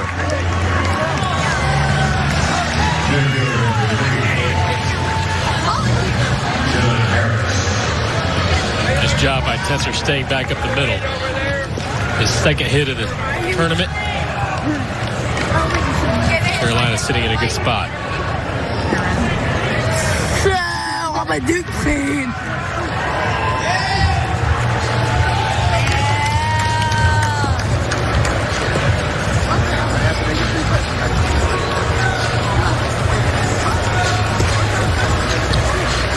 Miami's going to discuss the situation. The Mound Conference. You've got to go lefty-lefty here, I would assume. Get the lefty Harris up. Michael Bush after him. That's left-handed as well. And there's your signal. Craig Barron, the umpire, made the call to the bullpen. he was going out to break up the meeting. And Evan McKendry will lead the mound for Miami. And he'll leave it with one base runner and one in the inning.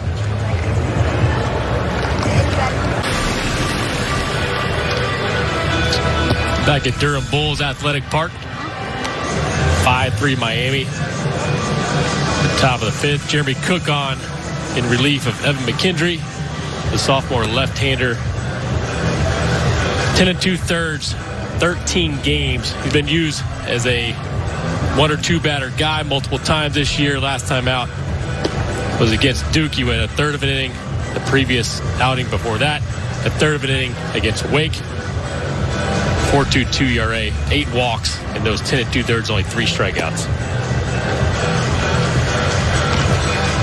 Facing a North Carolina lineup that took a little bit of time to get some traction, but when they did, they started hitting the baseball. In the first 3 innings, North Carolina 0 for 8. And they've since gone 5 for their last 8 at-bats. And that includes the home run in this inning from Brandon Martorano. They scored 2 in the 4th. So we're back to the top of the order in Dylan Harris with 1 out and 1 on. The base runner is Dallas Tesser, who singled. And that chased Evan McKendry from the ball game. So Cook is in the 5th. Infield single in the 4th. Harris scored one of those runs in the 4th for North Carolina, as Tesser leads off first.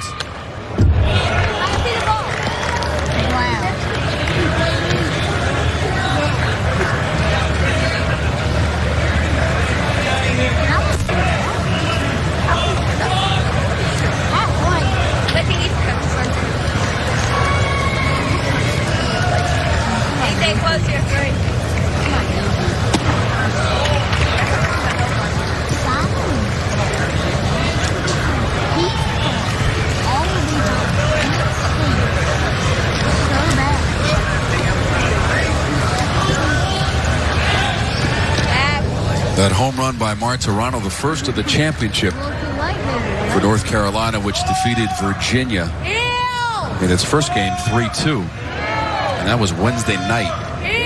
Took 10 innings to get the job done, but they did it to set up the pool title game.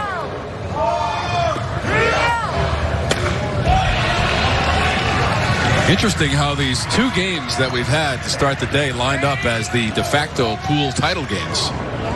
with Duke and Georgia Tech, and the Jackets won it in the bottom of the 9th. Thanks to Tristan English ringing one off the wall and left to score that winning run. The game he had. And he came in and got the win as the pitcher as well. The home run. He homered. The walk-off, or if you say the runoff. Old school guys sometimes say game-ending, game-winning, game-ending. But the more popular vernacular, obviously, the last 20 years. You know, either way, he ended the game. It was over. Nobody's walking off. They were running off and chasing him down. And as Bertie said, the dog pile was on. Exciting game. Yes, it was. And congrats to Duke as well. They gave Georgia Tech all it could handle in that game earlier today. And then North Carolina and Miami, the way the pools broke down, this setting up as the de facto title game in this pool. In Pool D.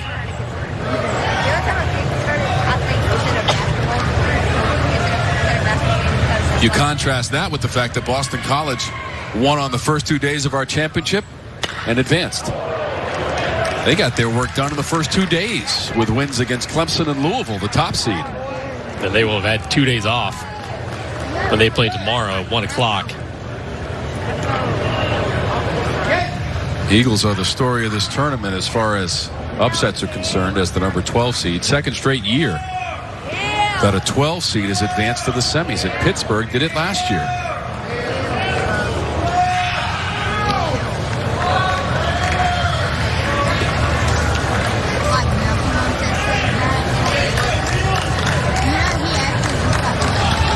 Tesser the runner at first.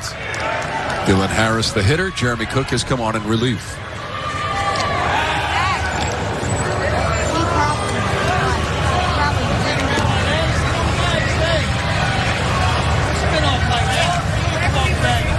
Last year, Pittsburgh, Louisville, Clemson, and Florida State were our semifinalists. We're going to have 4 different teams in the semis this time around. Georgia Tech, NC State, and BC are in. And BC is awaiting the winner of Pool D. Will it be North Carolina or Miami?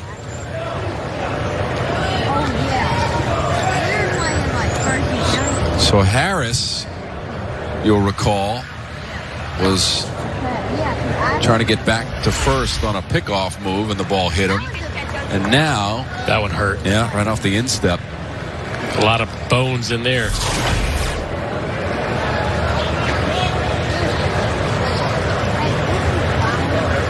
Dylan Harris, the junior from Knoxville, Tennessee. He'll probably be in the ice tub after the game. The uniform's all dirty. He'll feel better if he can get a hit here. On the 8th pitch of the at-bat from Jeremy Cook.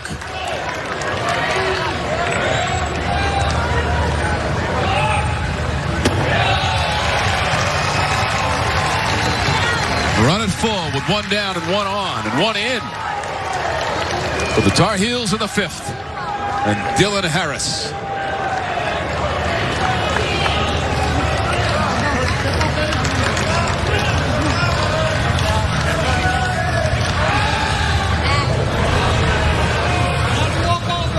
If you're Tesser here, you're running more than likely to stay out of the double play. You're not trying to steal the base, so you have to wait and see Cook go home first.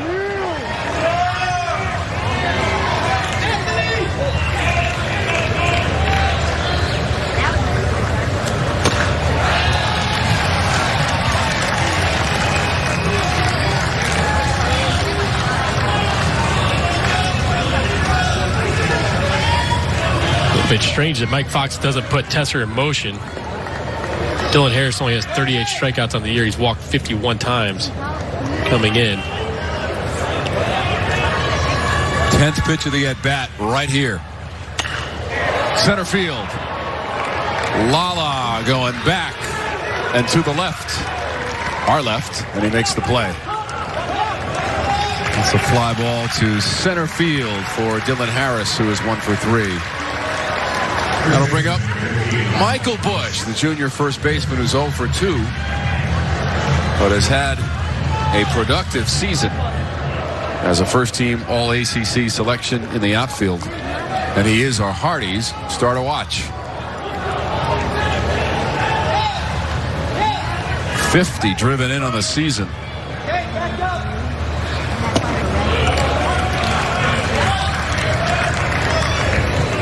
He just missed home run number 13 on the first.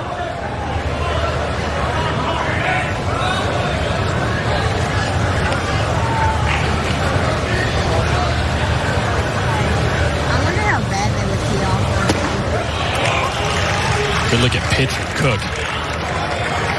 Knee high, outside corner, a little bit of crossfire. Thrown across his body. Cook got the first batter he faced in Dylan Harris. 2 down and 0-2 now to Michael Bush.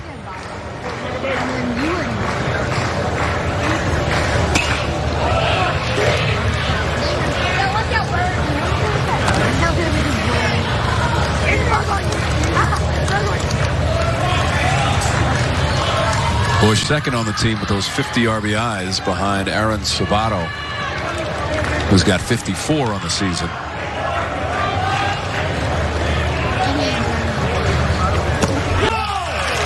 Strikeout is out number 3. So Cook comes in, gets both batters he faces, but Brandon Martirano goes deep, Nick. Look at that first pitch he sees, fastball, middle, 416 feet. And the first homer of the championship for the heel. That deserves a 4-round bash. Durham Bulls Athletic Park.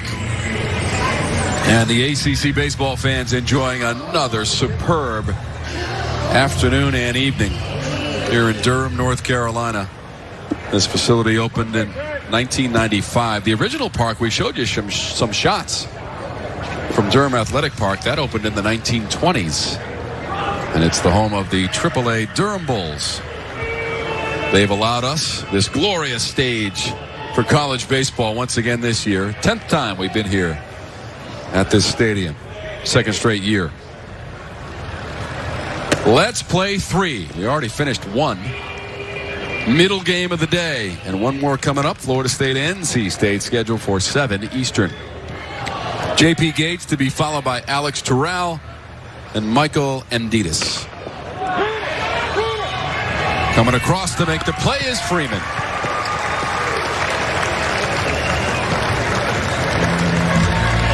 One for 3 in the game for J.P. Gates, who singled back in the first. But he's out number 1 thanks to the play by Freeman.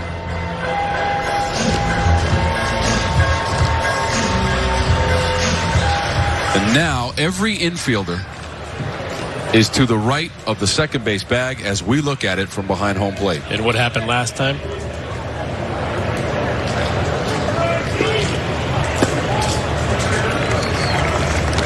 None of those infielders had a chance at the ball hitting the third. Check this out. 2-strike breaking ball, middle of the plate.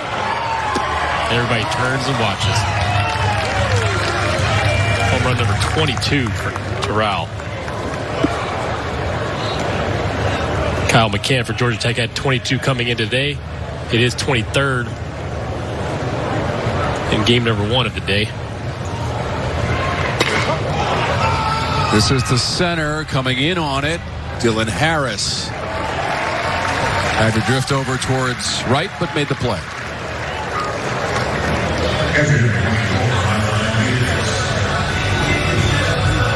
It's the first time they've been able to retire Alex Terrell, who had singled and homered. And that home run was a solo home run in the third for Terrell.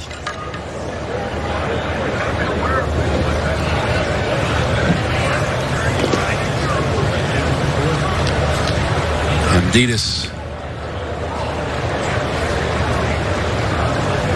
And you wonder if this isn't just buying a little bit more time down in the bullpen. Quick conversation with Coach Demore. As I mentioned, Cook, last 2 appearances have been a batter each. He's a lefty-lefty guy at times. Coming up for North Carolina will be righty Sabato, switch hitter Soretti, and Ike Freeman.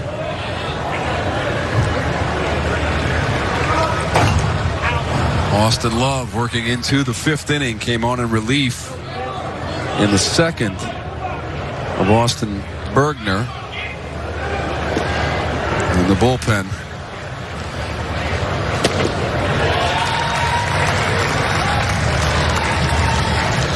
Another good pitch from Love, painting the outside corner. Check this out. First inning, 5 for 8 since 2 for 13 for Miami. Yeah, 3 doubles and 2 singles in that first inning. Got him looking. Amditas looks at strike 3 from Austin Love.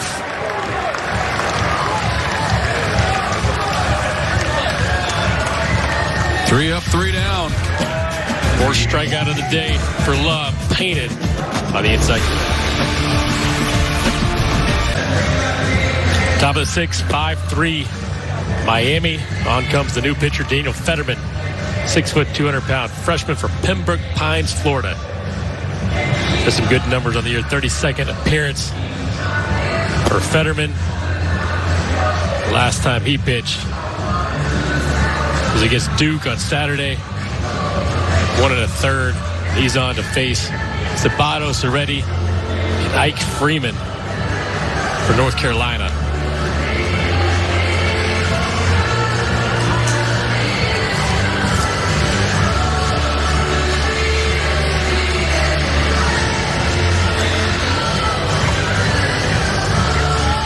Carolina has the right guys up. Middle of the order, 3, 4, and 5.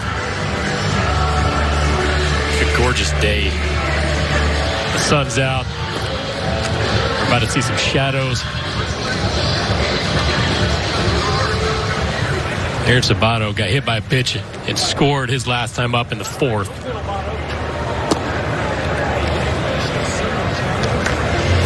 UNC put 2 on the board in the 4th, 1 on the board in the 5th. They closed the gap.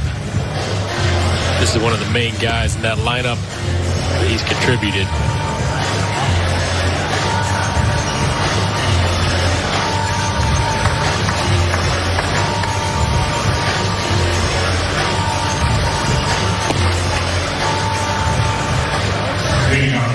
Fetterman to face Sabato, Soretti, and Freeman.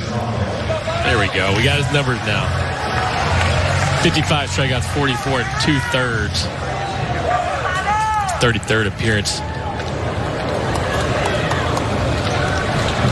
And he actually did pitch yesterday an inning and 2/3 through 14 pitches.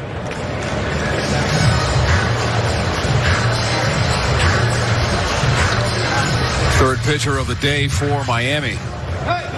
Just about 5 o'clock on the East Coast here in Durham, North Carolina. Tom Wormy, Nick Green, Lindsey Rowley, our outstanding championship production crew with you from Durham and the Durham Bulls Athletic Park. Sabato officially 0 for 1, struck out swinging in the 1st. Scored in the 4th after being hit by a pitch on a single by Ike Freeman.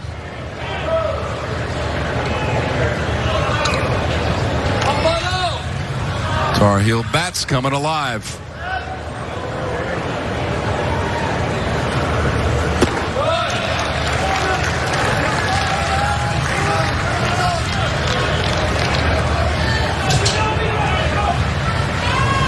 Brian Van Bell was the winning pitcher in the game against Virginia for the Canes yesterday.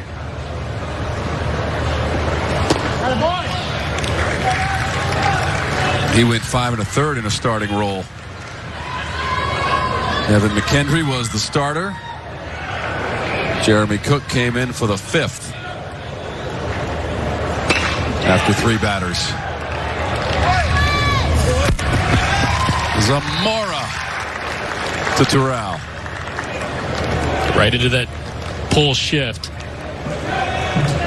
Freddie Zamora's in the perfect spot. Makes the routine play. Now we're going to shift it all the way to the other side of the field.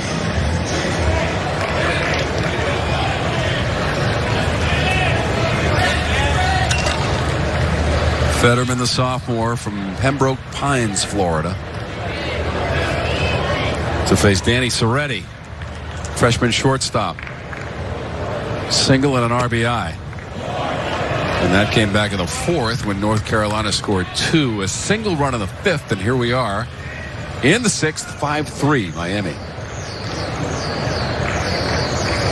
Average at 296.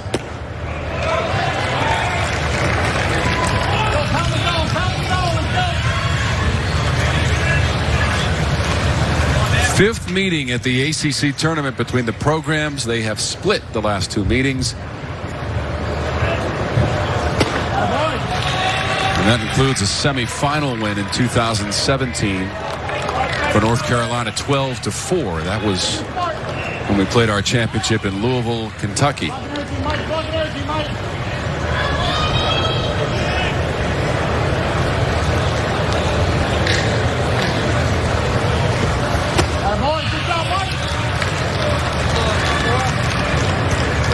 Florida State beat North Carolina in that title game in 2017, 7-3. The Noles also won last year against Louisville in 10 innings, but they won't have a chance this year to defend their title. 4 different semifinalists, regardless of the outcome of this one.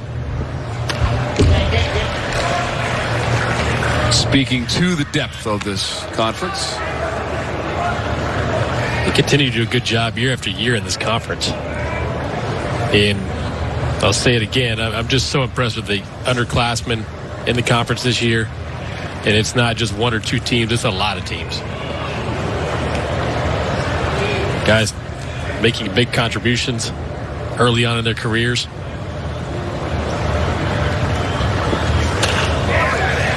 Soft looper, short right field. And Miami had the defense lined up perfectly for Anthony Villar.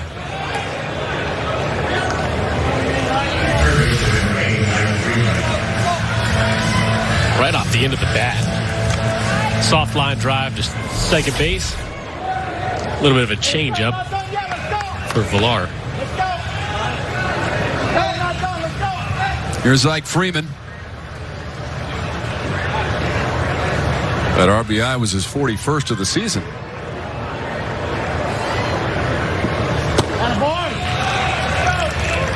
At least 6 teams have made it to the NCAA tournament out of the ACC for 15 straight years.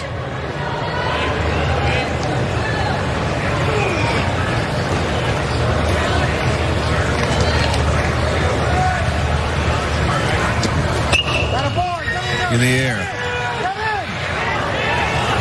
Shallow right center, and it's Jordan Lala. And Daniel Fetterman sets down the 3 batters he faces in the 6th for North Carolina.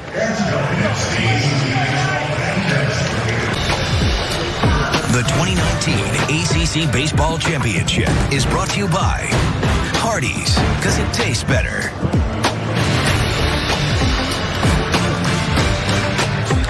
.92 degrees and just past 5 Eastern here at Durham, North Carolina. Feels like it's in the mid-90s. Enjoy a snack. Look at that fan. Did you see that? The fan on the phone? The fan on the phone. I've never seen that before. Wow. What an invention. So that's actually a tangible app on the phone. I'll show you in a second. Okay. We'll find one. I don't know where you get it. I'm sure you can get it at Amazon or something like that. Okay. Bottom of the 6th.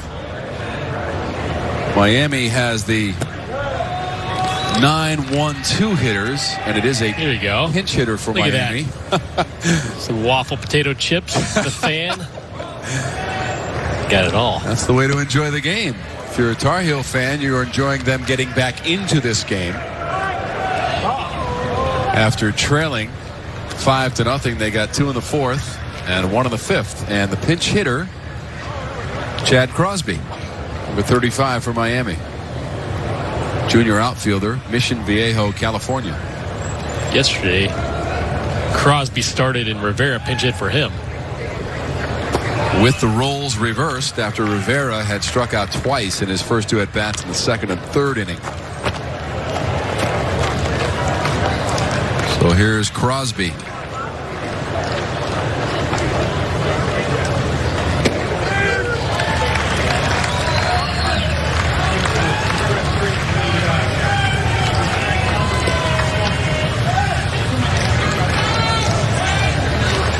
Facing Austin Love, Crosby 67th at bat on the season. And he wears that one.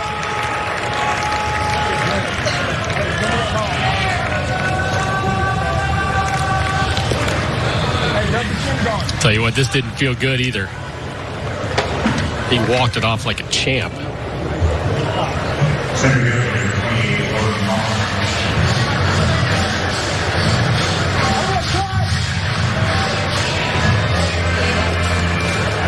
So a pinch runner immediately for Crosby is Tony Jenkins.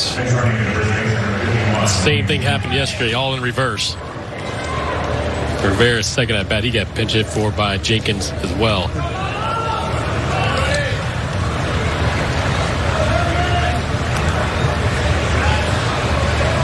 Jenkins with 9 stolen bases on 11 chances this season. So now you've got Jenkins as the pinch runner.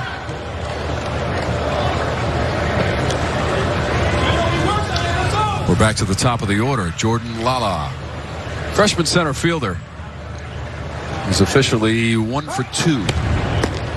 Hey, let's go, dog. Go, guys. Go, guys. Go.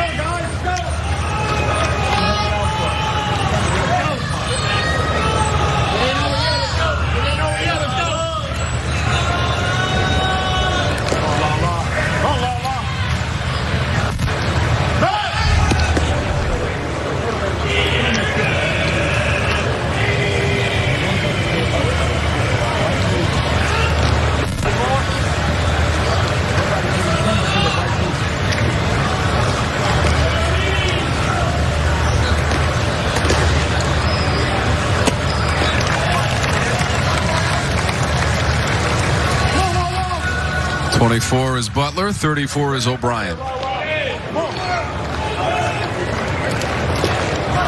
Couple of heels getting loose. After Austin Bergner was the starter, Austin Love came in the second inning. Love's been pretty good. Just the mistake to Terrell. And that was a solo home run for Alex Terrell.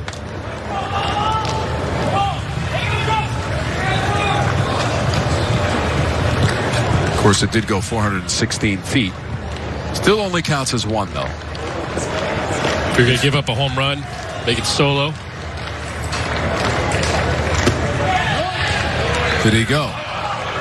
A.J. Lastaglio says no. We have seen some long balls today. Kyle McCann, Tristan English, Alex Terrell.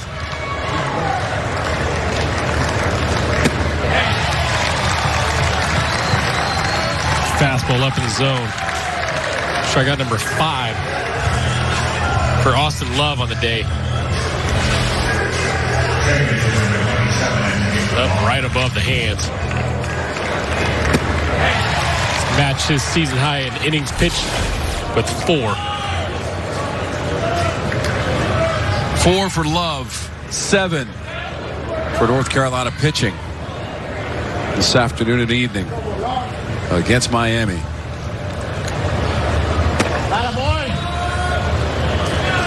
Jenkins the pinch runner.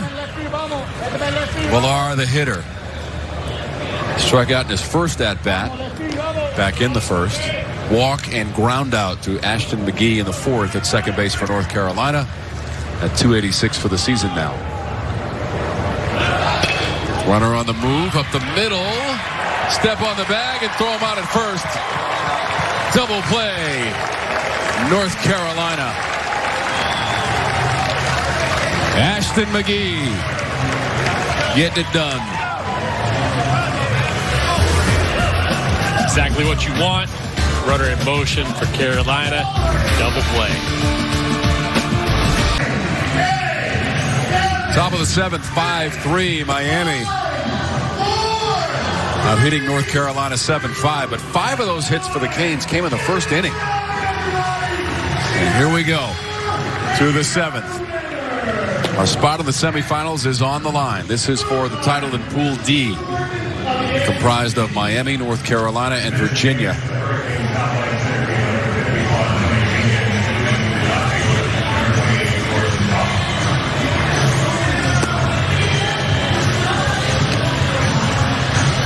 So Jenkins is going to go to center field, and Lala will move from center to left for Miami. Jenkins came in to pinch run after Crosby was hit by a pitch.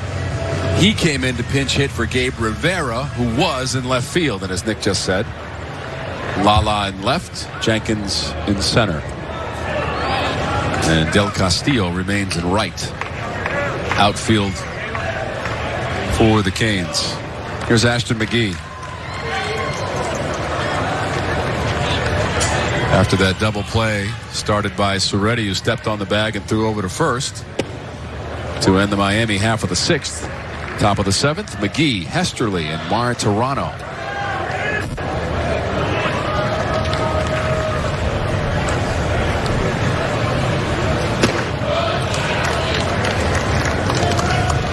McGee is 0 for 2.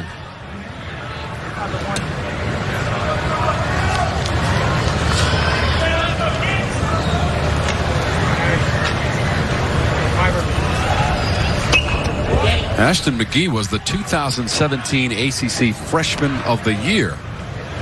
Well, the 2019 ACC Freshman of the Year is his teammate Aaron Sabato. He bats third in the lineup.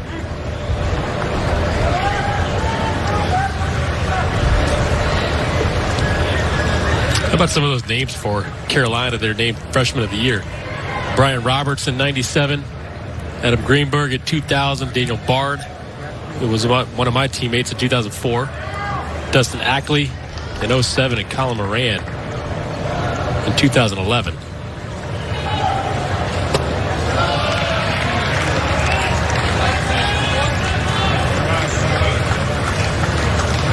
Brian Roberts, who played for the Orioles, born right here in Durham, North Carolina. Was he? I didn't realize that. I have it on very good authority. 2-2 count. We run it full to the leadoff hitter in this inning, Ashton McGee, junior at second base.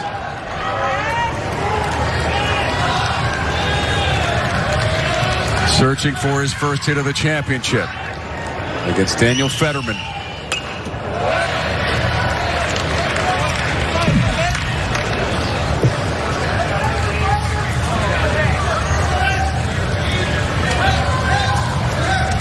Some may be surprised to hear that Miami has only won this championship once. That was back in 2008. After joining the ACC in 2005 for the Canes. Lifted into foul territory.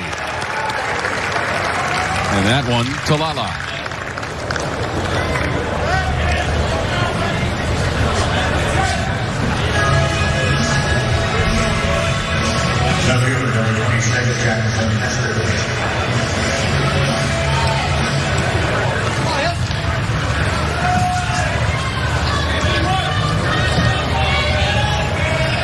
One out, seventh inning. Jackson Hesterly, senior left fielder.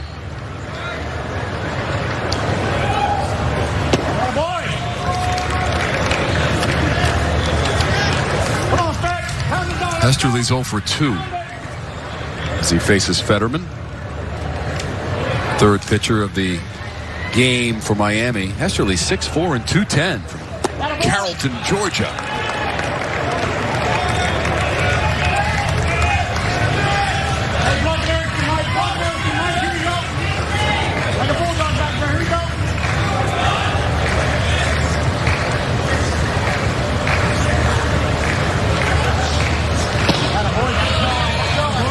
Job laying off the changeup away, trying to expand the zone.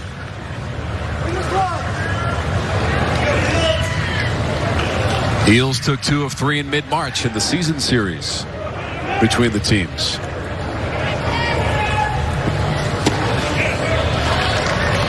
Won games 2 and 3 of that series, contested in Chapel Hill.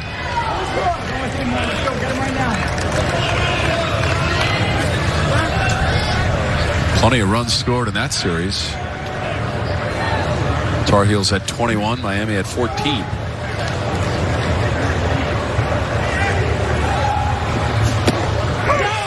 That's going to be strike 3.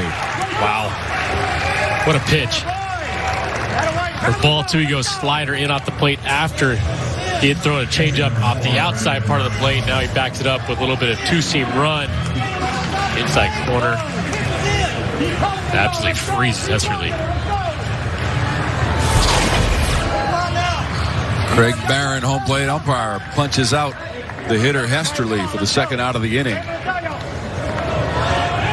And the fourth overall strikeout for Miami pitching. The first from Fetterman. His second inning of relief.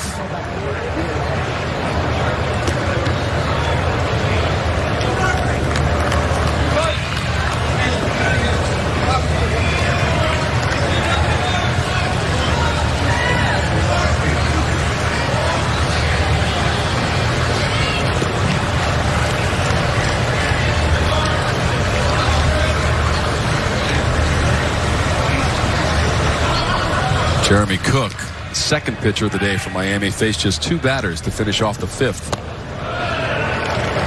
But he did his job, too. He did. Struck out Bush to end that inning. Brought him in to face the two lefties, Harris and Bush, to fly out the strikeout.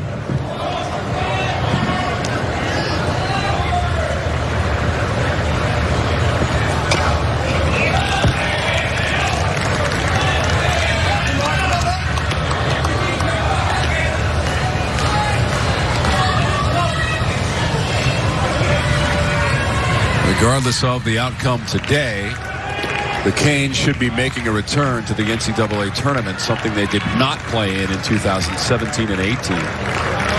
Although when they played it in 16, they went all the way to the College World Series. That's what North Carolina did last year.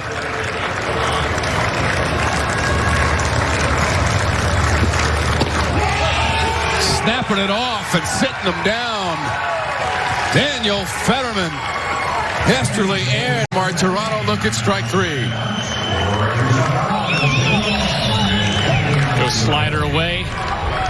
Painted, second strikeout, looking at the inning. And to the bottom of the seventh.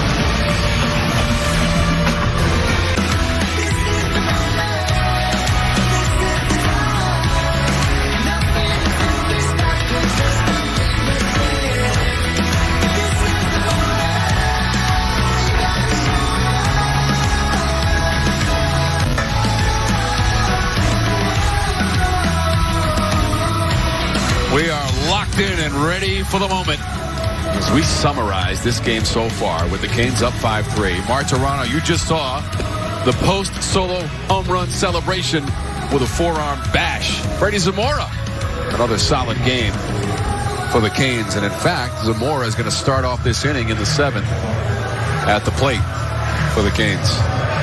Of course, there was that solo home run by Terrell as well in the third.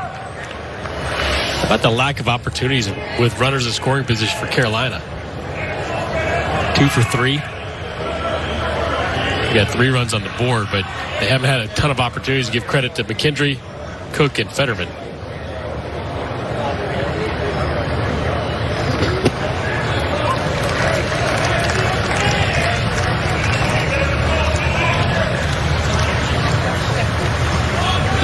Three runs in that first, single runs in the second and third. That is a fair ball. Zamora down the line. Rattled around in the corner a little bit there, and Hesterly finally digs it out, but Zamora standing up at second. Second double of the game, Freddie Zamora. What a big tournament Zamora's had. 2 RBIs in the first 2 innings of this game. Reach base in the fourth on an error. Goes right down the line for another double. Right past a diving Freeman at third. Good start for Miami. 5 extra base hits in the game for Miami. 4 doubles. And the Terrell home run to right field in the third.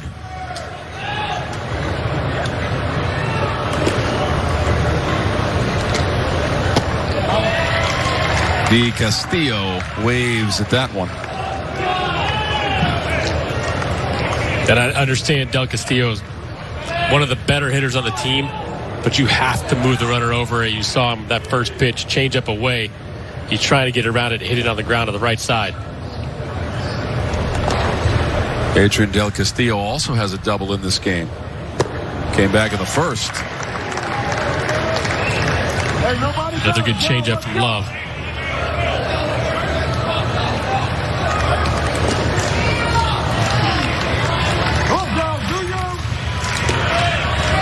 Love came on in relief in the second inning of Austin Bergner, keeping Carolina close. And he strikes out Del Castillo. 3 great changeups, too. Del Castillo trying to move the runner, see him get around the ball, trying to hook it to the right side. Austin Love. 3 really, really good pitches. 6th strikeout of the game for Austin Love. And the 8th by North Carolina pitching. Del Castillo, who doubled and singled in his first 2 at-bats, striking out for the first out of the 7th.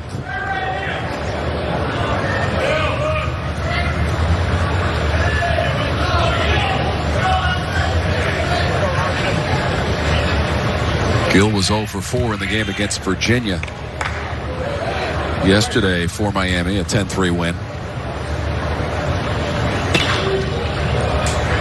Right field. Tesser.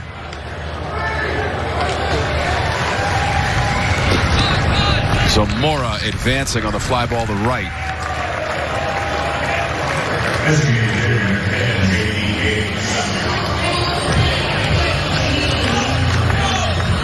So with 2 outs, the Canes have a runner 90 feet away.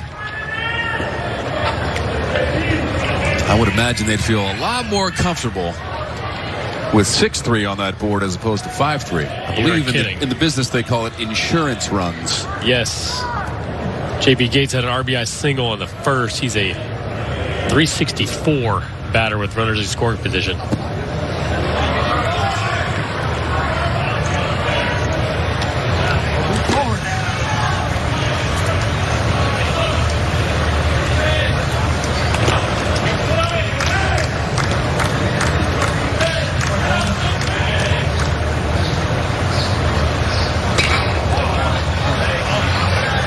To the left. That'll be in the seats.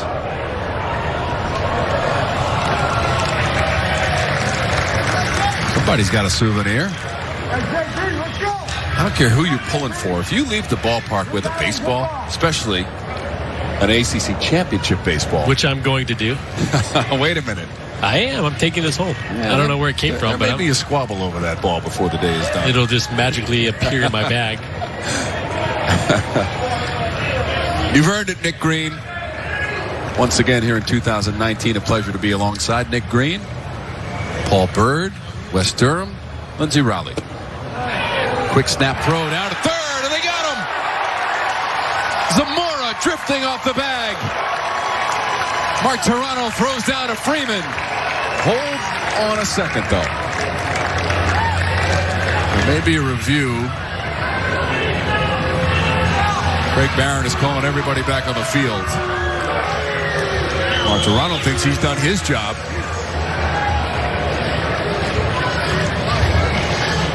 Zamora was the runner at third. J.P. Gates, the hitter.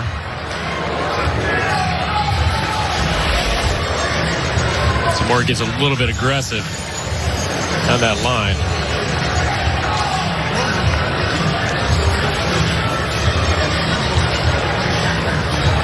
Check the replay. That's tough to tell. Here's Zamora at third base, so you have to be careful with a wide open lane with a left-handed batter up. You don't want to get picked off in that situation. We'll see what happens after the review, but from our angle, it looked a little bit tough to tell.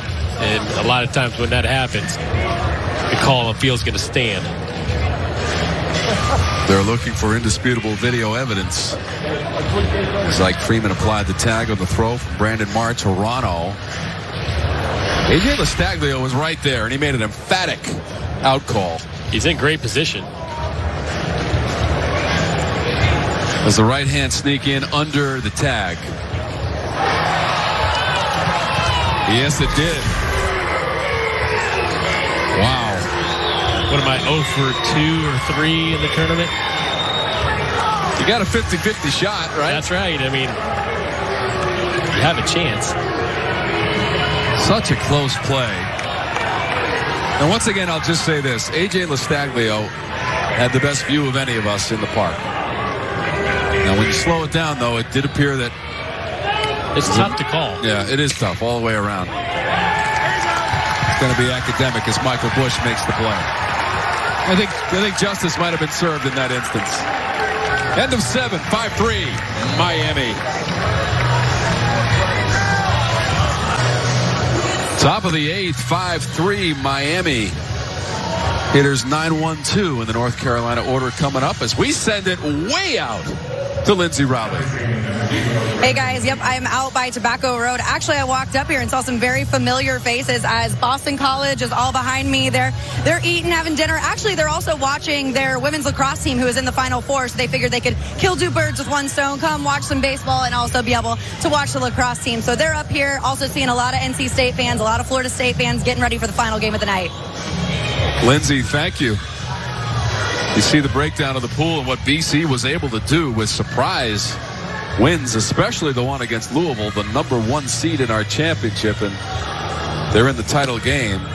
BC got its first win in the championship since 2010, and their first multiple win championship since 2009, and Gregory Belize is going to be the new pitcher in our game, Nick Green. He's been outstanding this year. 29th game, 2.35 ERA, 62 strikeouts in 38 1/3. Last time he pitched was the 16th against Duke, went 1 shutout. You wonder how many innings they're going to let him go. He could end up closing this thing out.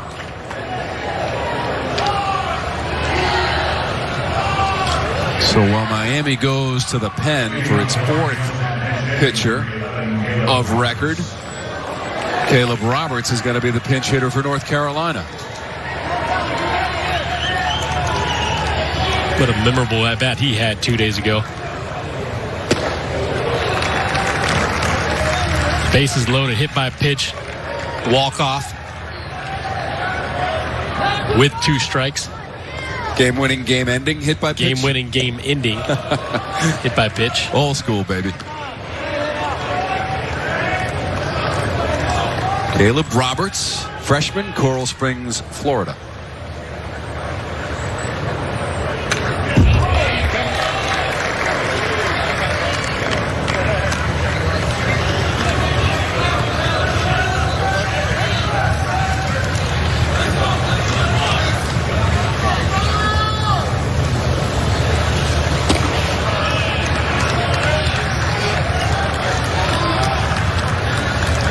How many times have you seen a number 99 being replaced by a number 0? Fetterman wore 99, Valise 0. Off the front thigh. Same pitch as 2 nights ago. Slider. Try to bury it inside. There's that smile.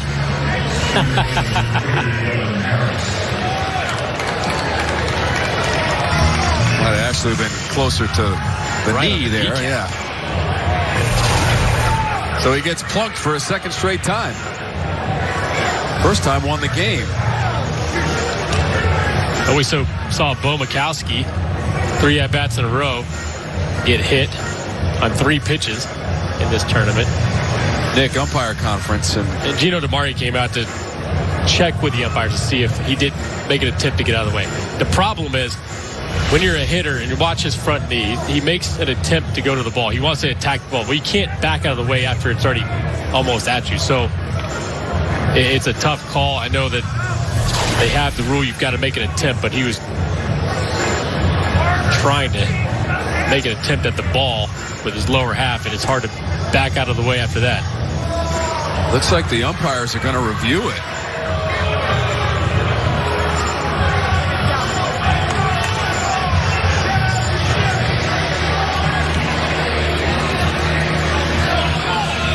I'm not even going to make a judgment on this one. The previous play is under review. So watch his approach to the ball. He wants to attack the ball. He thinks it's a fastball. And last second, he has no chance to move out of the way. We'll see what happens with replay, but... So we are being told that Miami initiated this challenge. Once again, the coaching staff gets 2 per game.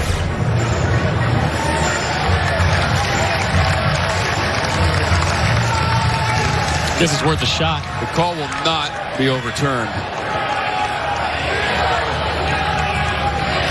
So Caleb Roberts remains at first. Back to the top of the order, and Dylan Harris. And now the tying run is at the plate for North Carolina against Greg Veliz.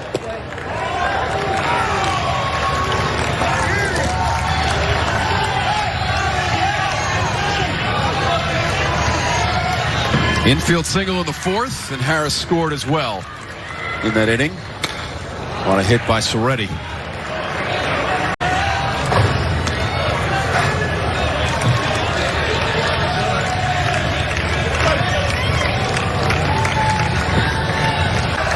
Trying to keep their road and path to the title open, and trying to come back against Miami and Greg Veliz, the reliever here in the 8th. You can see why. He has so many strikeouts. Nasty slider right underneath the hands.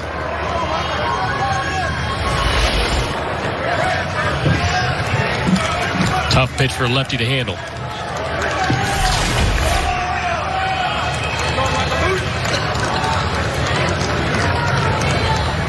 Six strikeouts in the game for Miami pitching. This one deep to right, and it's gone. Michael Busch has tied this game in the 8th.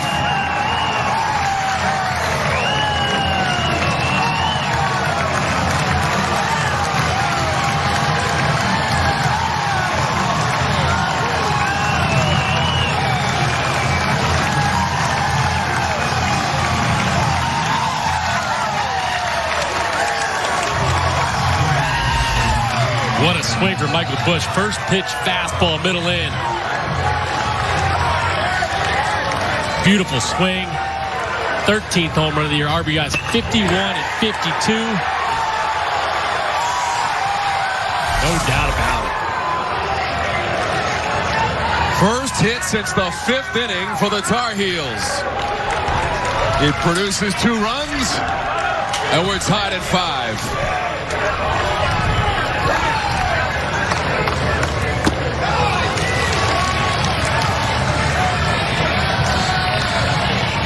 But that Carolina's been hit twice by pitches this game, and they both come around to score. Sabato was hit by a pitch in the 4th, and he scored. That was with 2 strikes. You got Caleb Roberts, the pinch hitter, gets hit in the knee to lead the inning off here.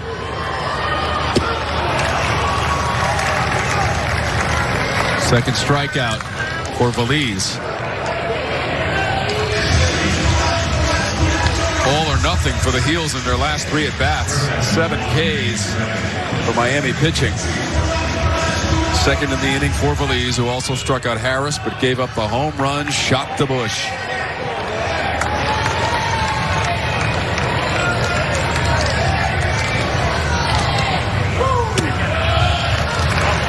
That home run by Michael Busch was 423 feet. We are seeing some monster blasts from the hitters today. In this game from both the Heels and the Canes, Martirano and Busch have homered for North Carolina. And that bullpen for Miami had been so good in this ball game. 2 bad pitches. Busch had been 0 for 3.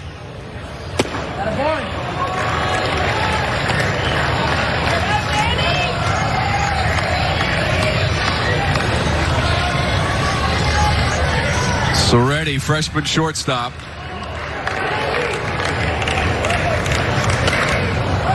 It's a little pop-up into foul ground. Coming in is Raymond Gill. They'll do it for the inning. But we are tied thanks to Michael Bush. Down and in. Lefty's happy zone. Tie game.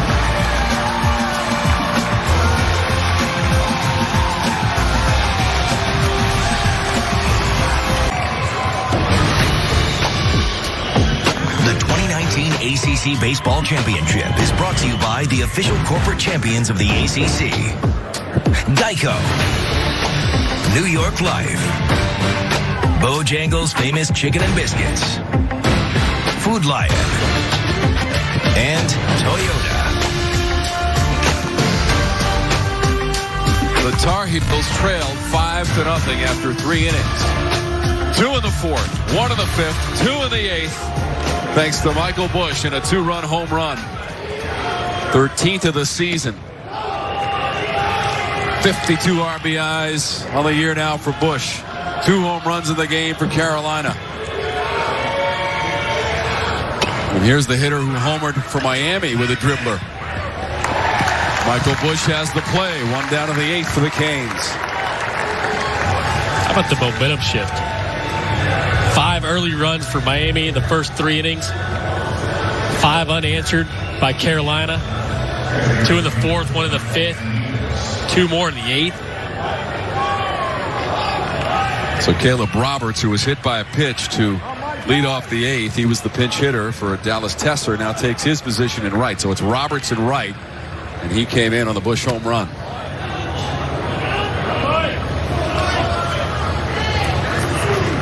Canes are 3 for 21 since the first inning when they got 5 hits. Emdidas. And you've got to credit Austin Love. A huge outing for him. 6 innings so far. 3 hits and earned run. He struck out 6. He picked up Bergner, who went 1 1/3, 4 earned. This is the outing Mike Fox needed from his reliever. He's only given up 2 hits, according to my scorecard. The home run and a double to Zamora. Del Castillo got a hit too.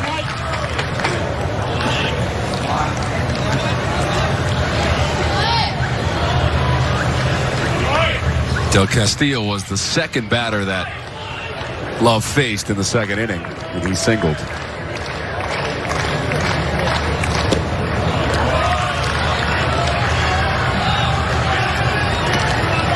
Full count. And I mentioned the longest outing from Austin Love this year was 4 innings. He's done that twice.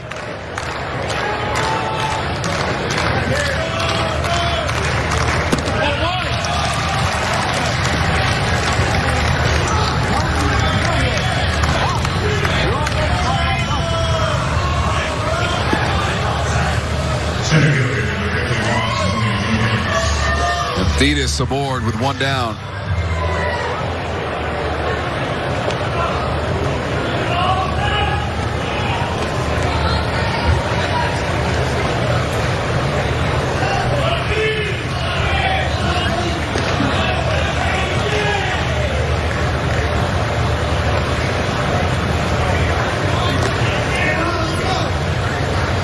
Toronto walking out to the mound. Jenkins is the hitter. Jenkins came in as a pinch runner back in the 6th after Crosby was hit by a pitch, and then Jenkins went out to play right field. Correction, center field. Center field. Lala moved over to left field. And in the bullpen, that is number 31, Joey Lancelotti. Sophomore from Bensalem, Pennsylvania. So he's a right-hander getting loose, and he might be called upon in this instance.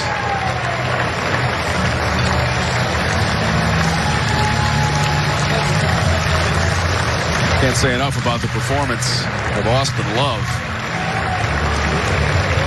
Really his only mistake, the solo home run by Alex Terrell, and allowed just 3 hits. And he's going to stay. Locked and loaded. Love it.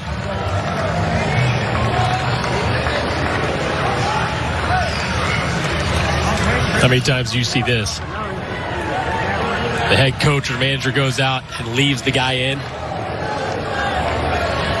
I love it. Love might have talked him out of it. Not likely, but wanted to stay in that game. And Mike Fox says, keep it rolling.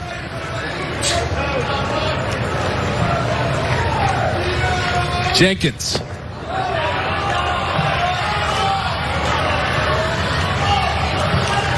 Tony Jenkins is a sophomore from Rockledge, Florida. 264 in the season. Has not homered.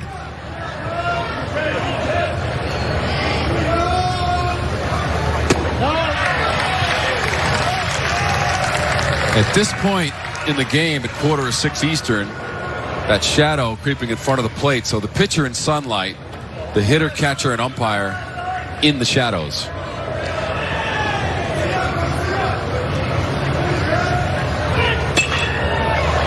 Right center, Ficking, Harris. 2 down.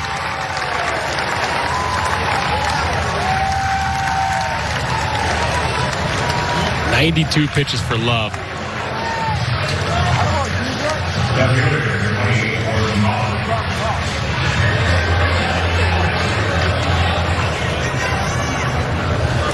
And here comes Mike Fox.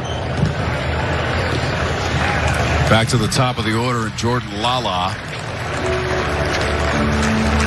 And the change is going to be made by Coach Fox. And the applause for Austin Love.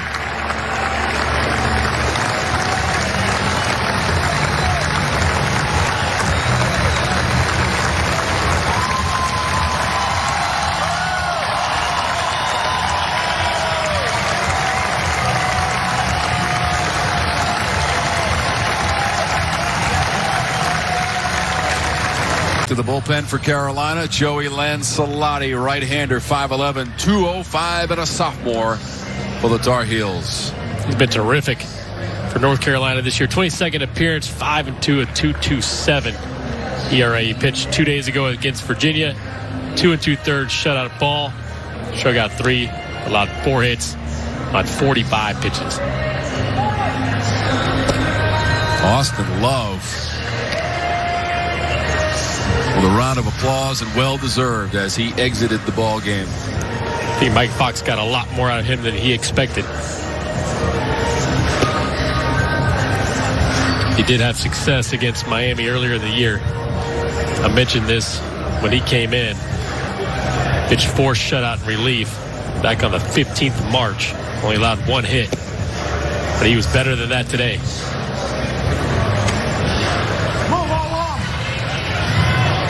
Love kept him in it, and his teammates provided enough offense to tie this game against Miami.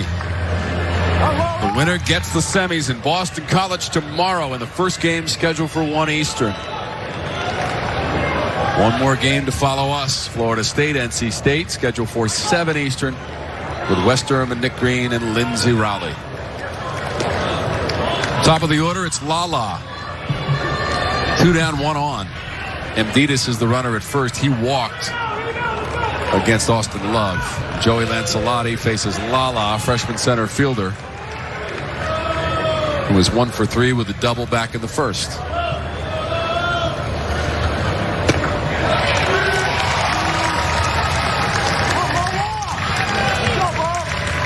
The way Miami hit in that first inning, you thought they were going to just stroll to victory. But Austin Love had other ideas. So did Michael Bush. And you know the thing about it is Bergner had good stuff. He just wasn't throwing it where he wanted to throw it consistently. These guys were taking advantage of balls up in the zone. And all of a sudden Austin Love comes in and just absolutely shuts them down.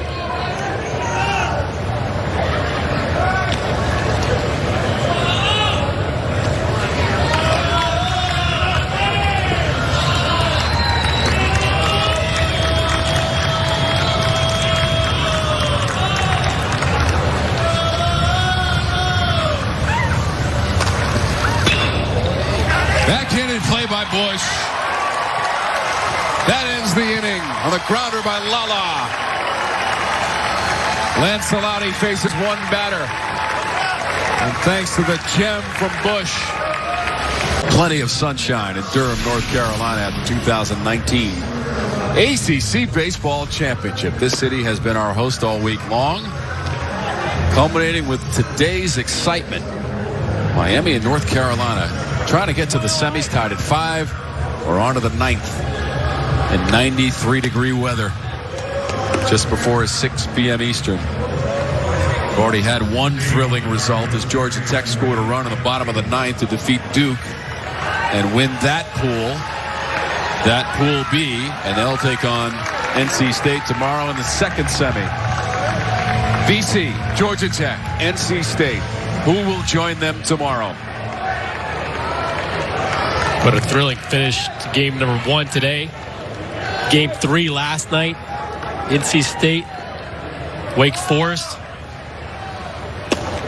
We're going to have another good one here. That's 3 straight thrillers. Yes, it is.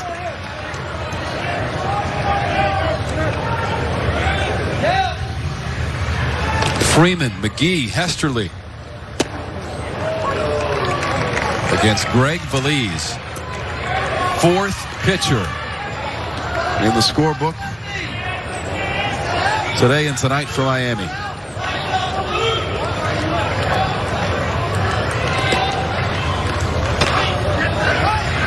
Slow roller. Zamora.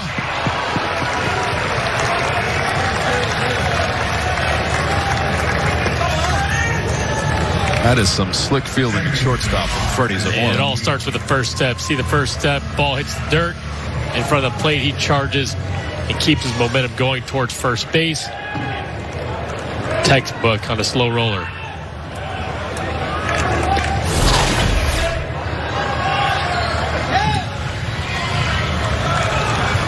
Ashton McGee is 0 for 3.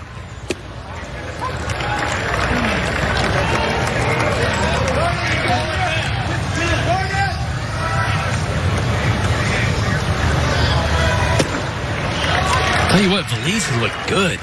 Other than the Bush home run, and it was first pitch fastball. 2 mistakes he's made. Hit by pitch and the first pitch fastball. That's it. Did strike out 2 batters in the 8th when he came on in relief. Got Harris and Sabato. Then got a foul pop from Soretti to end the 8th. Got Freeman on a ground ball, and here's Ashton McGee.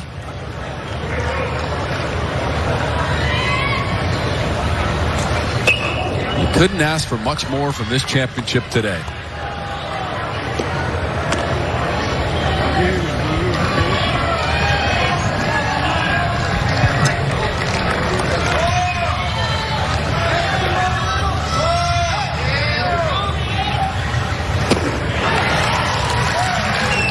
Third strikeout for the reliever, Greg Valise. Gets ahead 1-2. He expanded the zone 0-2 with a fastball way off the plate. Goes back to that slider. Third strikeout for him. And 8th by Canes pitching. Hesterly takes a strike. He struck out twice. Once swinging and looking. He's 0 for 3.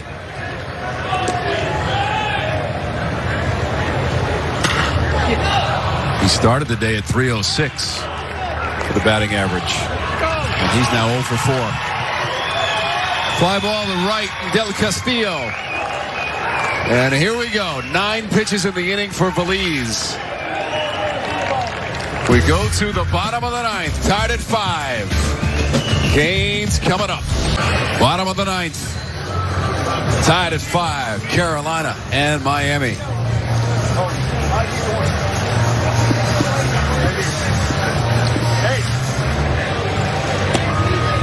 Villar, Zamora, Del Castillo, the scheduled hitters for Gino Damari, the Miami Hurricanes.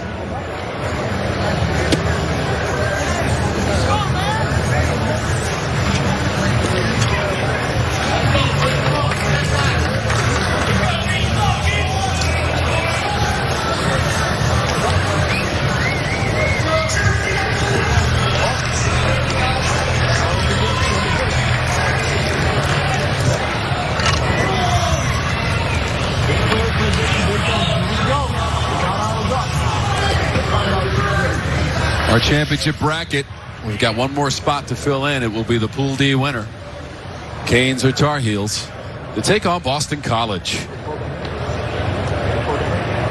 which has not appeared in the championship game since joining the conference. BC hadn't won a game since 2010 in our championship. They're trying to sort out some defensive changes, and while they do that, as we check out the Bojangles championship bracket, NC State and Georgia Tech both won in thrilling games, as NC State scored 4 in the top of the 9th to defeat Wake Forest and win their pool. And Georgia Tech won in our first game of the day with a run in the bottom of the 9th, 5-4 against Duke. And that was how Georgia Tech took Pool B. So Dylan Enweiler is now at second. That means Ashton McGee is on the move. He's gone out to left field. Jackson Hasterly has come out of the defensive alignment.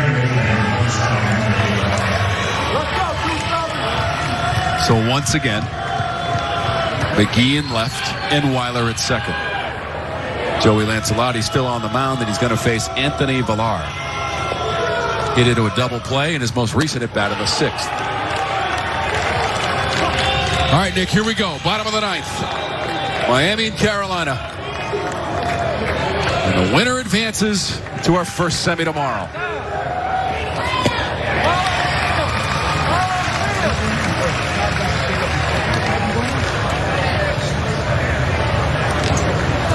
See Lancelotti glancing over his right shoulder.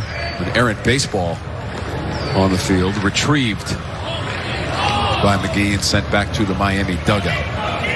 Correction, Miami bullpen area.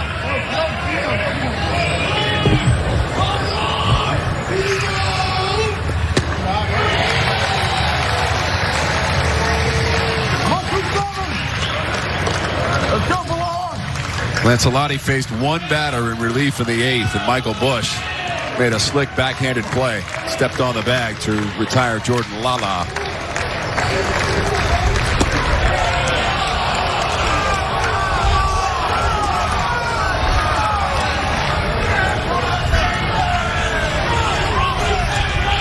Miami's going to have to battle.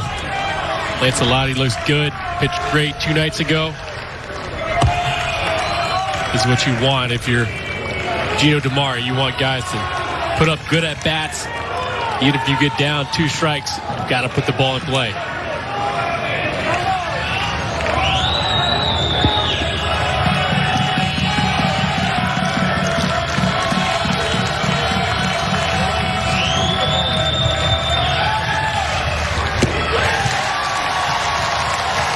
One down in the Miami 9th.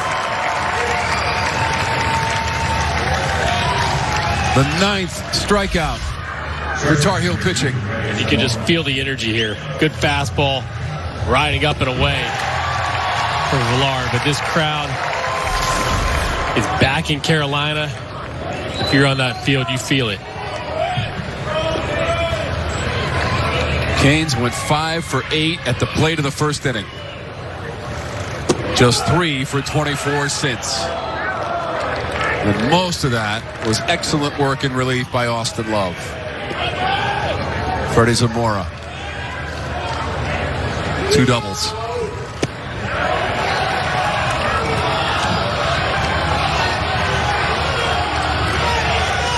He's got into good hitters count every single time up.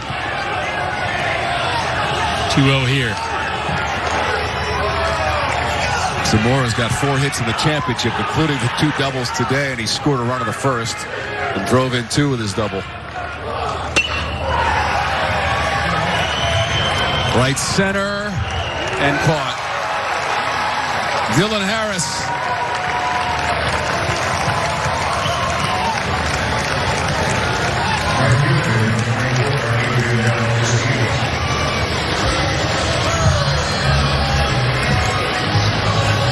So Zamora, that's a big out.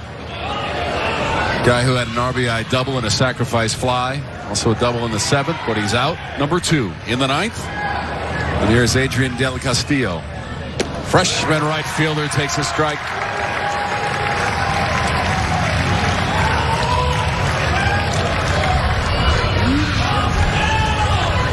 His double in the first scored Zamora. Seems like ages ago, though, for Miami. And us. 3 hours? Was it 3 hours ago? Or longer? Roughly. Around there.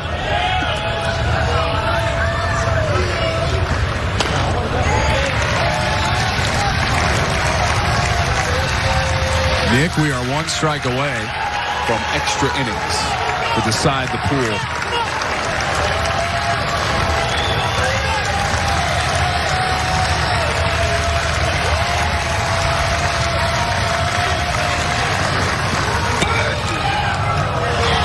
Bush can't handle it. Miami's got a base runner with 2 down.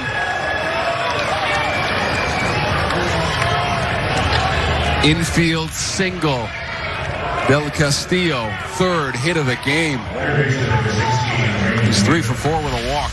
Michael Bush has made this play twice already today. Can't make this one. Good attempt. He's playing on the line. No doubles. 3rd base hit for Del Castillo. 4th time on base.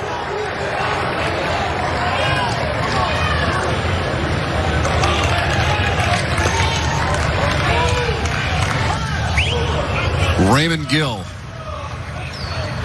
the hitter for Miami against Joey Lancelotti.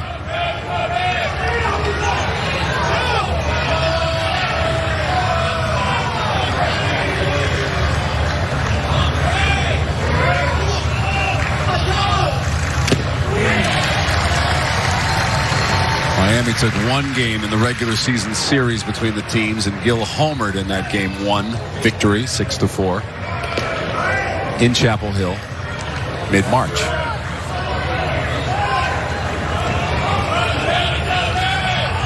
They're playing for the ticket to the semis. Tied at 5 in the 9th.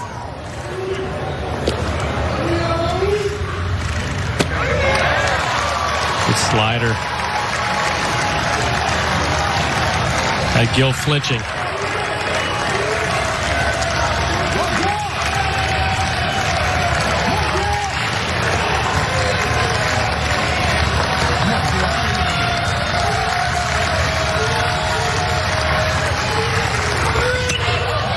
In the air, right center, Dylan Harris. And we're going to the 10th. Tied at 5. Heels and canes, extras to decide a spot in the semis and the winner in the pool. Coach Fox and the Heels battle all the way back. 5-5, end of the 9th. We're going to the 10th. 5-5. This is just game 2, though, of this day. We've got 1 more game to go in pool play. The Seminoles and the Wolfpack. NC State with that come-from-behind win with 4 runs in the 9th. Late last night. And they'll take on Mike Martin in his last ACC tournament game. And the numbers, Nick, are staggering.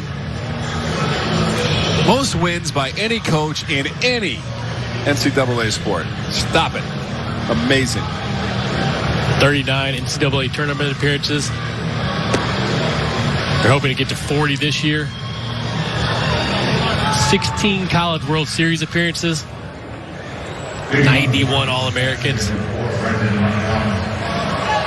We'll see, Coach. The tournament game. And the numbers, Nick, are staggering. Most wins by any coach in any NCAA sport. Stop it. Amazing. 39 NCAA tournament appearances. They're hoping to get to 40 this year. 16 College World Series appearances. 91 All-Americans. We'll see Coach Martin and his team in the last game of the night as West Durham takes over along with Nick. There's a new pitcher for Miami, Tyler Kaiser, 6'5", 225, and a junior from Windermere, Florida, Nick. Opponents are hitting .267 against him, 22nd. Appearance 6-0. Last time he pitched was Saturday against Duke, 2 2/3. 1 run, none earned on 53 pitches. So Kaiser is the 5th Miami pitcher.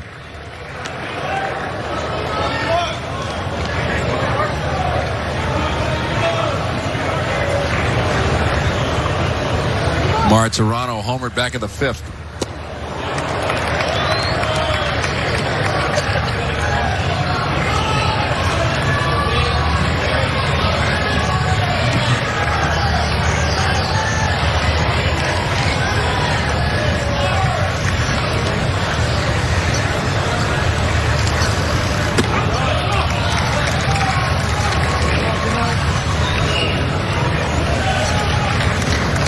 Solo home run in the 5th by Martirano. 2-run home run by Michael Busch in the 8th. And here we are, 5-all.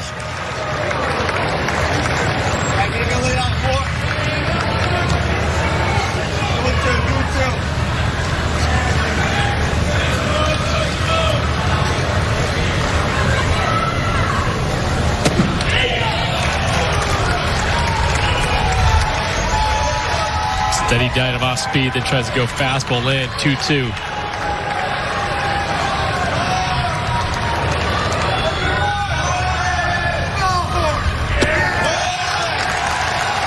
Right back to the off speed.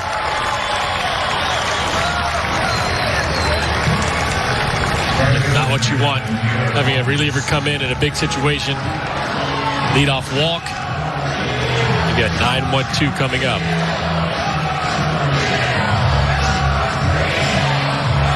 Just the second walk issued by Miami pitching, which now includes 5 different players, with Tyler Kaiser coming on in this inning.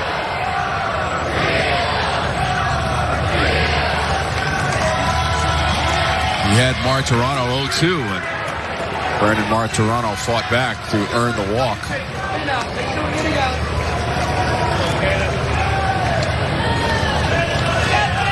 Caleb Roberts squaring.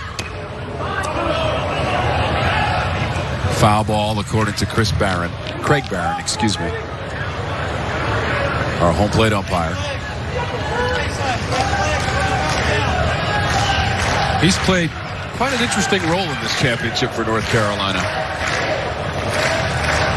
Hit by a pitch against Virginia to win that game in the bottom of the 10th as he forced in a run. He was also hit back in the 8th. He was aboard when Busch left the yard. There's the bunt.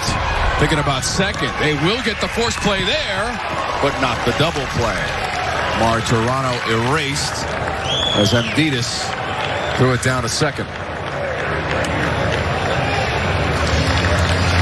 Trying to bunt to the first base side, catches it off the end of the bat. Just absolutely deadens the ball right in front of the plate. Nice job by Amditas. Barehanded, he knows he has time. Strong throw to second.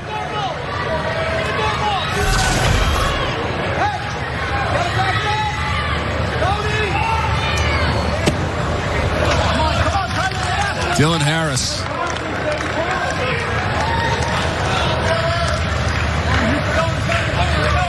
He's going to sleep well tonight.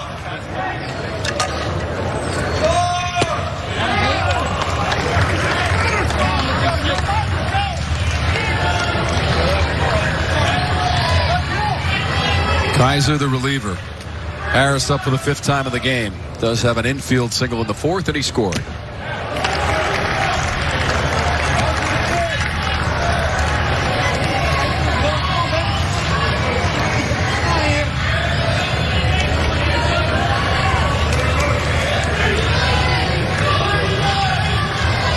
Caleb Roberts, you want to make sure you get a good secondary lead. You've got to go first and third. Towards second baseman. Zamora turns it. Villar starts it. Zamora on the pivot. Double play to end the top of the 10th.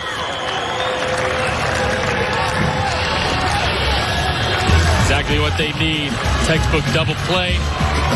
Villar, Zamora into the inning. Freddie Zamora right there, number 2, getting a bit of liquid refreshment in that Miami dugout. He's got to have the best hair in the tournament, right? Man. I don't know. Grayson Bird had some pretty thick salad to go along with the chin music, too. He does, but it doesn't look as pretty as that. Bobby Seymour's working the mullet. Player of the year in the ACC for Wake Forest. Lancelotti remains on the mound. Joey Lancelotti is the third pitcher to come into the game for North Carolina.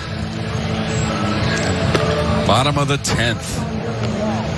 What a day.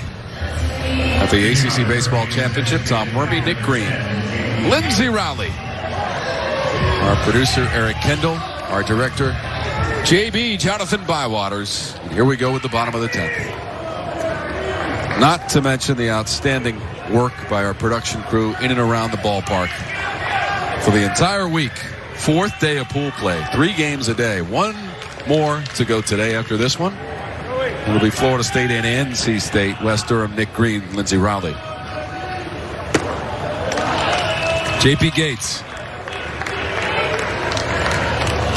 Behind him, you have Alex Terrell and Michael Amditis as the scheduled hitters. Terrell has hit a home run in this game. And this is one of the things that makes Miami so dangerous. The lineup's so deep. At J.P. Gates at 348. Got Terrell with the 22 home runs and Michael Amditis. They're right around 300. J.P. Gates had an RBI single in the first inning. He's homered 4 times this season.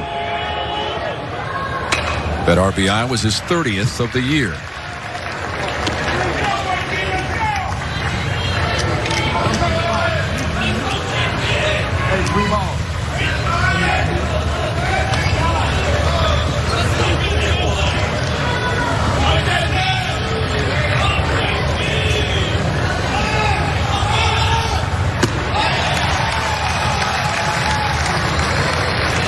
Gotta lock that zone in 2-1.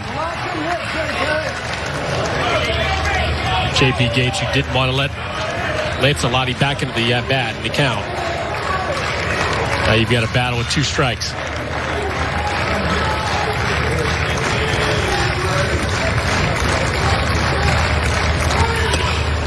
In the left field. McGee.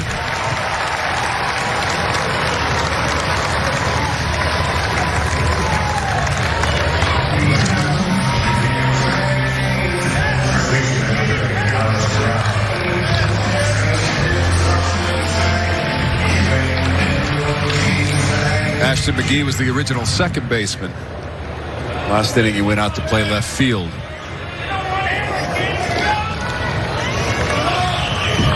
Alex Terrell can end this game with 1 swing. He has already homered today.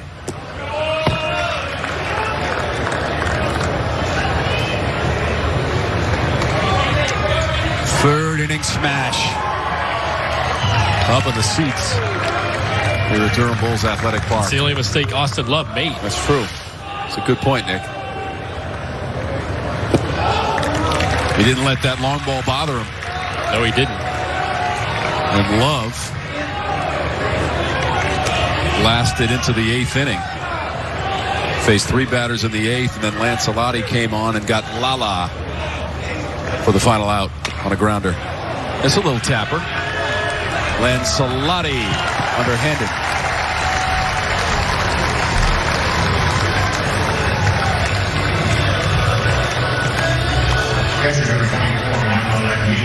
Struggles continue for Miami. Now just 4 of 29 at the plate since the first inning when they had 5 hits in that inning and scored 3 runs.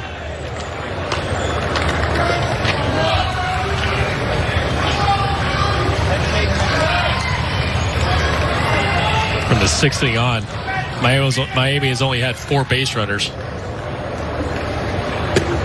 1 was eliminated by a double play.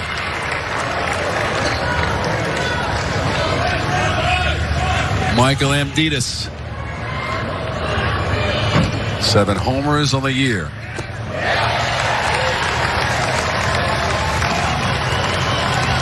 Oh, and 2 quickly to Amditis, the sophomore catcher, with 2 down in the 10th for the Canes.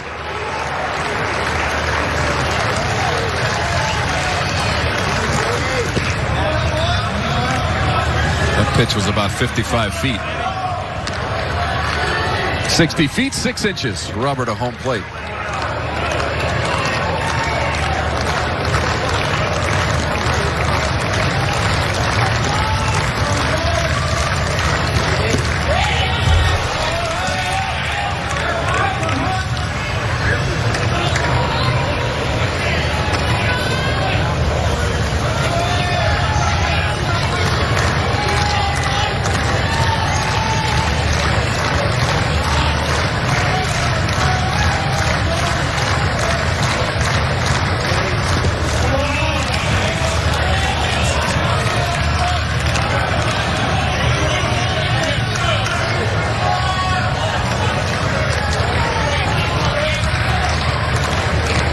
Fifth at bat for Amditis.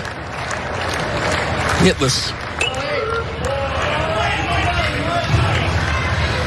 Although he did reach base in the 8th with a walk. That was against Austin Love. Amditis has a little power too. 7 home runs on the year. He's hanging a slider. He's at the short porch to the left. Attempted barehand play by Lancelotti, and then it got by Enweiler. And I don't know if Lancelotti changed the movement of that baseball rolling up the middle. But that's going to be an error charged to Dylan Enweiler. And that's exactly what it looked like it happened. Lancelotti tries to barehand this ball. It's off his fingers. A little bit of a tricky hop, second base.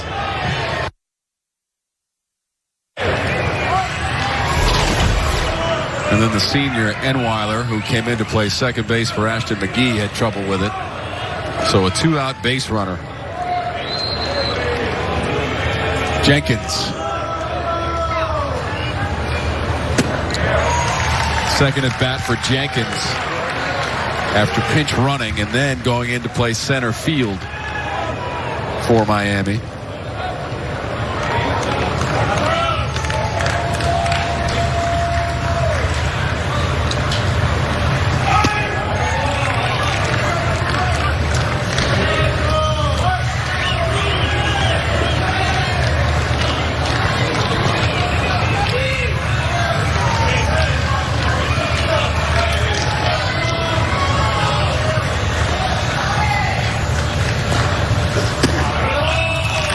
Upstairs to Jenkins.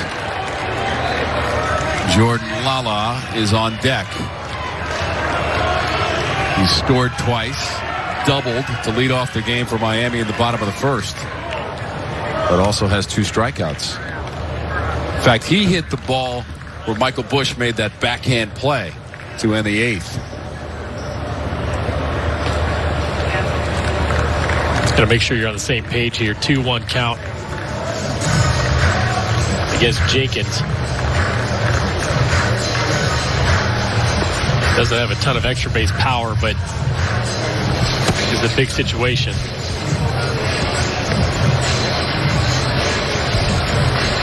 Hanson Butler is number 24 for North Carolina, a right-hander and a senior from High Point, North Carolina.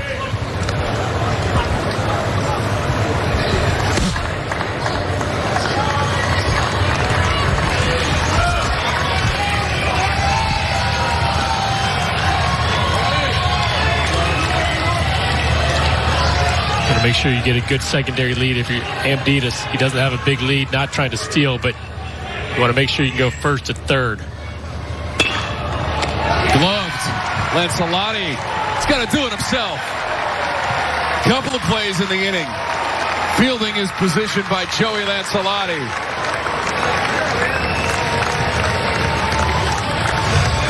Two, 3, and 4 hitters coming up for North Carolina in the 11th.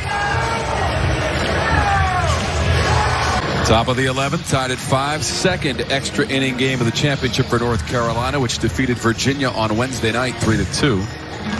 That was in 10 innings. North Carolina trailed 5-0 in this one. And came all the way back. Kaiser remains in the game for Miami. Recap of the day, Georgia Tech in the bottom of the ninth with a winning run to win Pool B. Advance to play NC State, which will play Florida State tonight, although the Pack has already secured a spot in the semifinals. And that'll be in Pool C play. West Durham, Nick Green, Lindsey Rowley.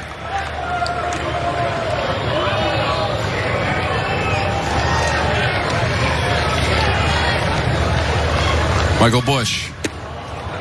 Michael Bush is the reason we're here. 2-run homer in the 8th.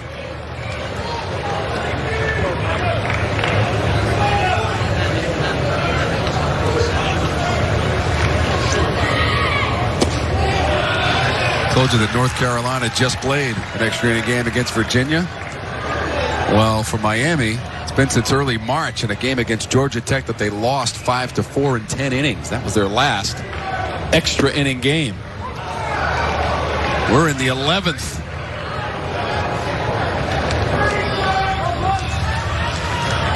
That win for North Carolina against Virginia in 10 was on Wednesday night.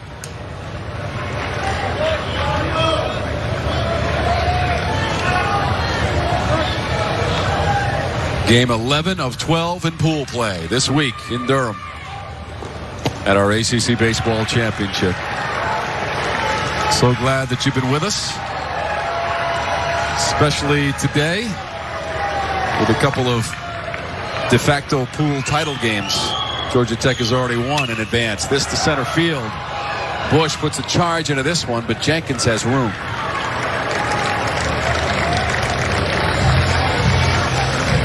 Second time today, he just missed a ball to center field.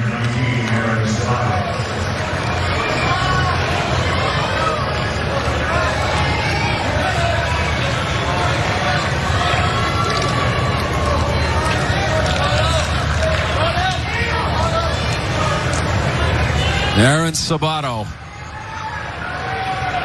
scored after being hit by a pitch in the 4th. Ike Freeman had an RBI single to plate Sabato.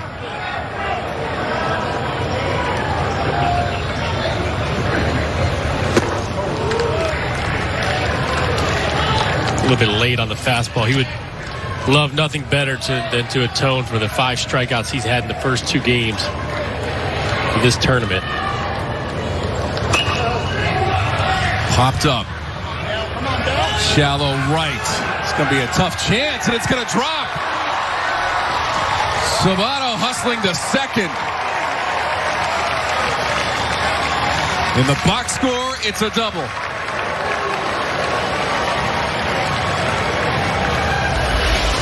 Sabato gets beat, fastball middle in, but he doesn't sulk. He runs out of the box.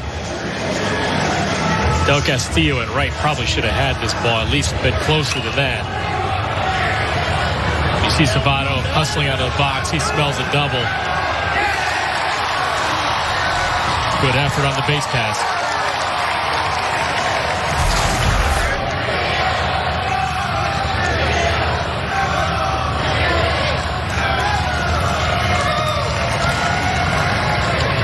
Looks like there's going to be a pinch runner for Sabato.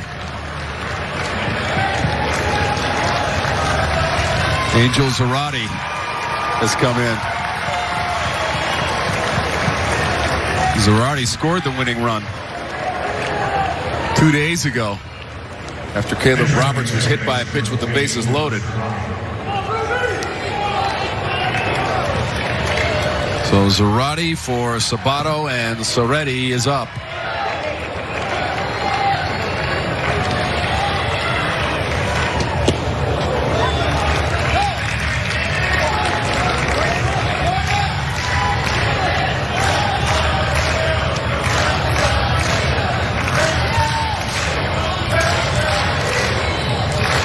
Single in the 4th for Soretti.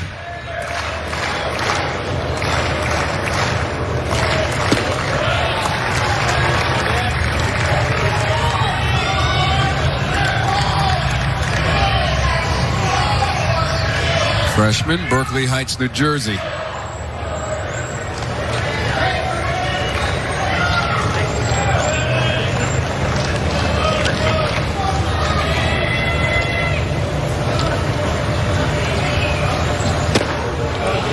Good front door changeup. Looks like a fastball out of the hand.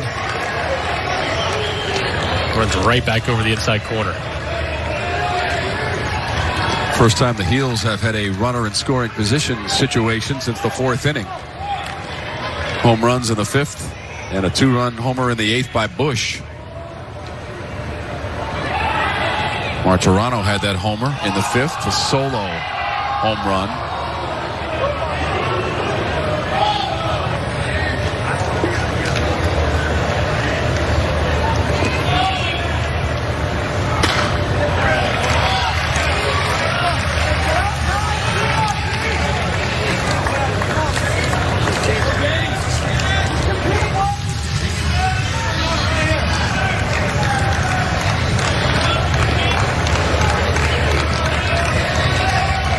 Boston College is waiting for the winner of this one.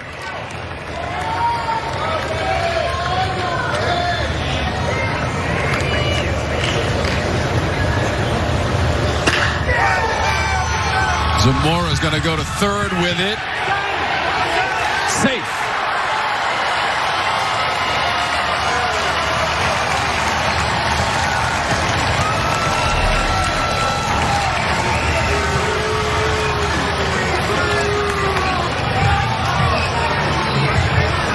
Zarate safe at third, but the umpires are coming together for a discussion. It's such a tough play for a shortstop. You want him to go to first base and get the out. Nice pick at third by Gill. I think he whiffed on the tag.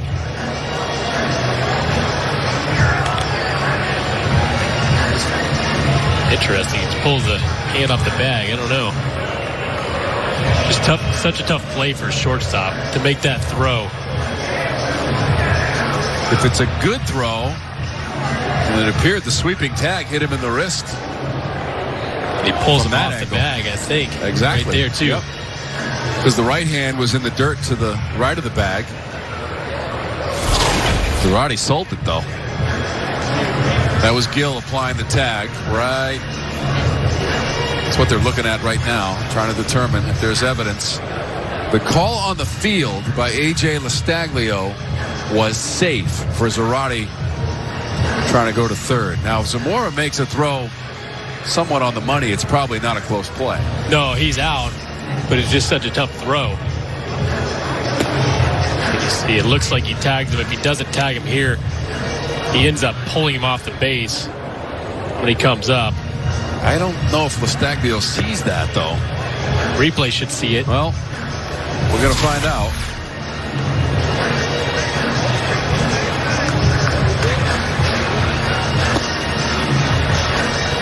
If the call stands, it'll be runners at the corners,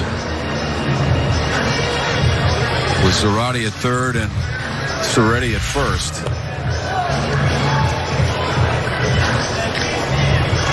It looked like Gill swept and missed. According to him, it came back. But right see, there. That's where the foot's off the base and the hand's off the base.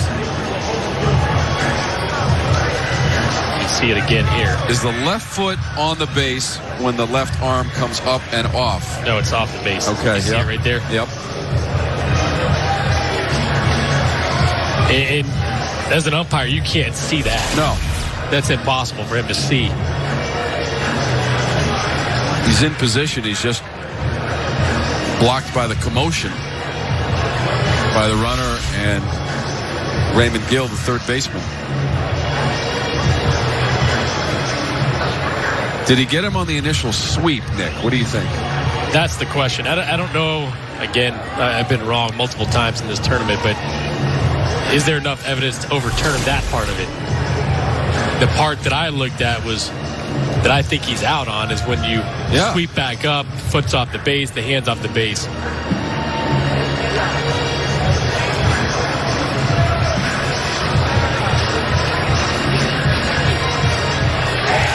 Safe. there's not enough to overturn the initial tag. The call on the field upheld, and also saying that Gill pulled the arm off the base of the runner, Zarate. But when you look at it, he pulled him off because he was trying to show he wasn't pulling him off on purpose. And that's just momentum, and that's how the play works. So therefore, I'm done guessing again. Now, I'm wondering, does he get him right there on the forearm? There's not enough to overturn there, but he's not pulling him off in this situation because there's no intent to pull him off. And that's my question. But when you go back to the play, Freddie Zamora probably should have thrown it first to get the out. That throw is really hard. Yes, but a good throw. Yes, but how hard that throw is really hard, that's my point. But what makes it so difficult? Because of the way he has to move his body to he's got to get the angle. Okay. He's got to turn his body. And the runner's also kind of... Runner's coming in. Yeah, and exactly. it's not a forced play. It's a tag play. Right.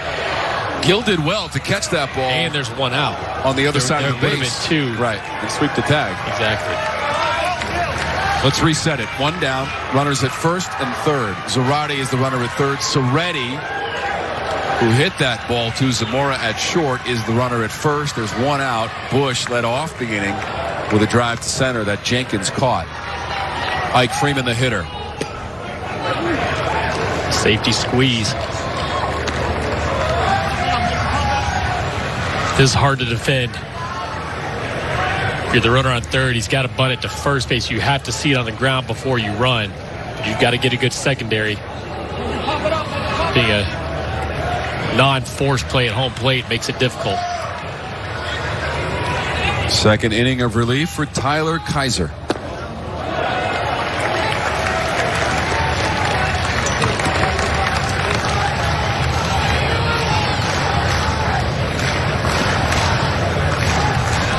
If you're Zarate at third base, as soon as you see that ball on the ground to the right side, you're taking to move.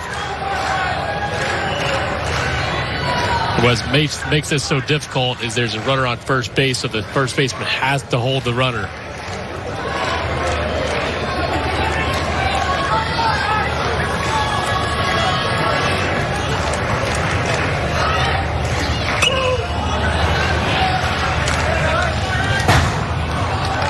Get that 2-0 pitch right there. You don't want to be late. Got to make sure you cheat a little bit, look fastball, get something up, which he did, to try to put it in the air.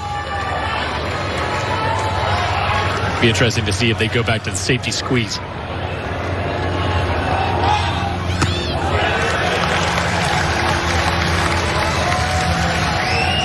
Right on top of it, Nick.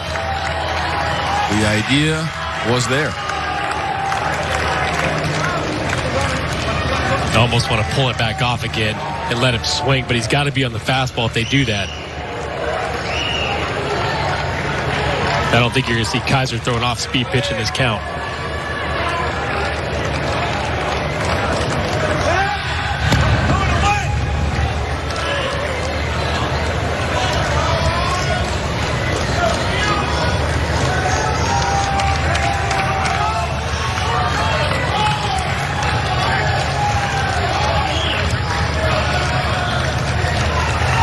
Runners on the move. It's a strike and there's no throw by Embiidis.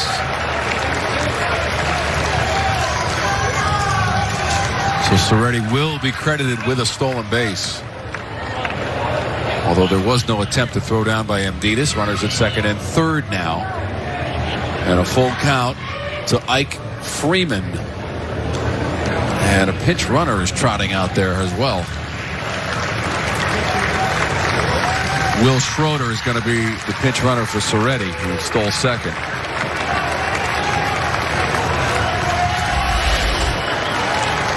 Pitch running in second base, number 14, Will Schroeder. Looked like an awkward landing for Soretti. Yeah, into some discomfort and favoring his leg. So Schroeder's in there as the runner at second. It's the catch. Tag. Throw. Head first slide. He's safe. Zarate is safe.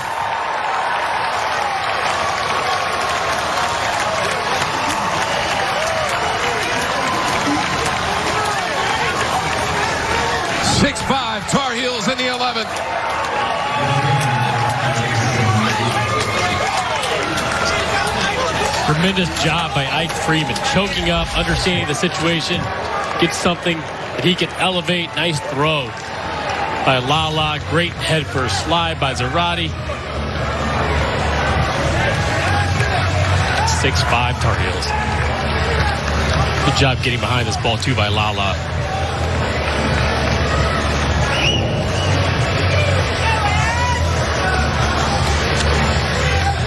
Second RBI of the game for Ike Freeman.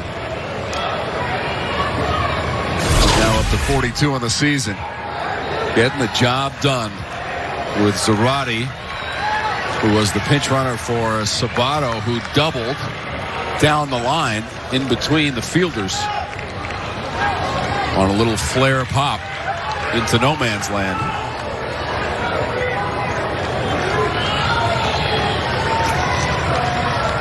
So that is the pinch runner Schroeder, who came in for Soretti, who appeared to tweak something, sliding into second on a stolen base attempt. The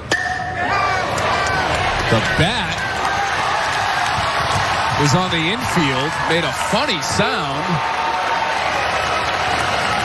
and it drives in a run. The bat is busted. The same thing happened 2 nights ago on Cameron Simmons for Virginia. Tyler Baum jams and the bat breaks in the same exact spot, it appears. This one's off the end of the bat. Change up out front. I guess it died a hero, right? Take a listen.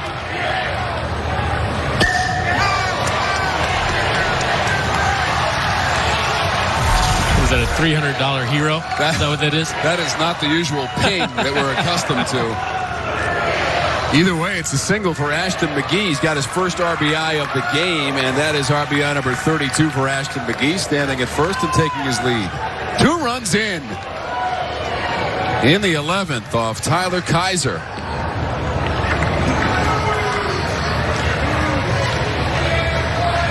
And I have to say, Nick, 2 of the strangest hits you're going to see. The double by Sabato just kind of dropped out of the sky, and nobody could get there down the line and right. This has been a crazy inning. Yeah, and I'm going to say this. The broken bat single to right by Ashton McGee.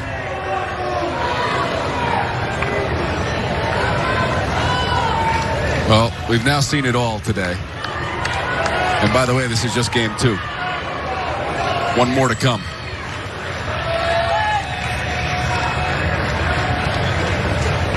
So North Carolina has broken 2 bats in our championship.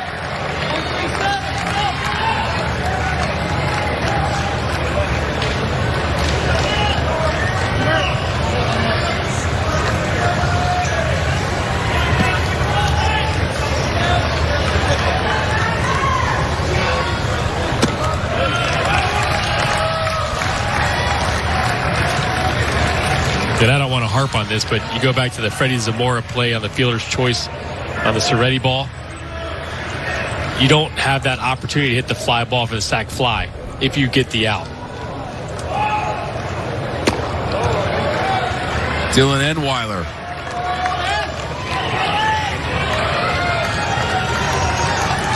His first chance at the plate, hitting in the spot of Jackson Hesterly.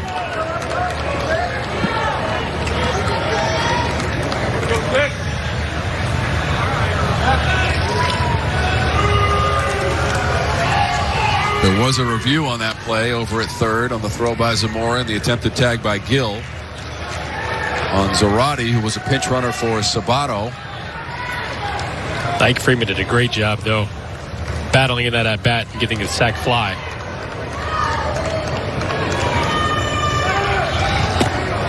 Runner goes. Safe.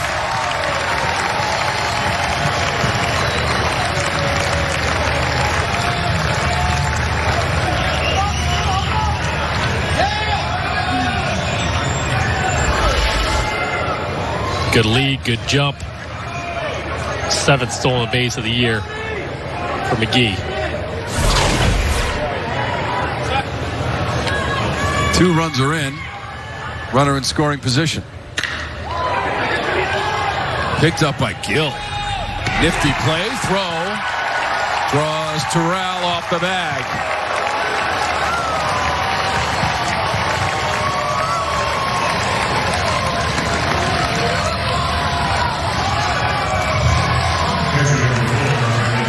It's an error on the third baseman for Miami. What a great pickup, too, going to his left. Gets set back up, stands up a little tall, runs that ball to the glove side. And Weiler hustling out of the box.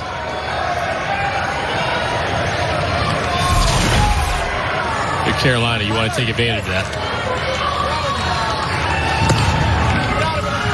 You look back at the inning, Nick, and probably the hardest hit ball was the one by Michael Bush to lead off the inning to center field. Mm-hmm. You're right. That's how baseball works sometimes. Amazing. And Miami has played such great defense today, too. They've been incredible. And that is their first error of the game.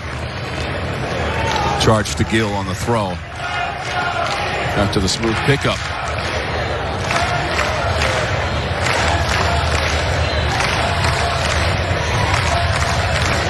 Martirano. Somewhat of a check swing right in front of the plate. Kaiser. The throw was not perfect, but Alex Terrell made the play. So we move to the bottom of the 11th. North Carolina goes ahead 7-5 with 2 in the inning. Top of the order for the Canes. Back in Durham. 2 runs at the top of the 11th for the Tar Heels. And the winner of this game is the Pool D winner to face Boston College, the number 12 seed for the second straight year. Pittsburgh did it last year. Is in the semis. And that game will be 1 Eastern tomorrow, to be followed by Georgia Tech and NC State, as Georgia Tech beat Duke to win that pool, Pool B. There is a new pitcher for North Carolina, 4th of the game, and Nick, it's Hanson Butler.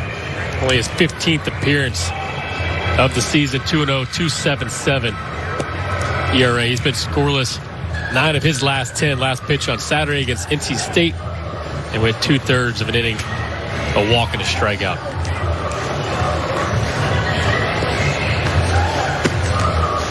Jordan Lala.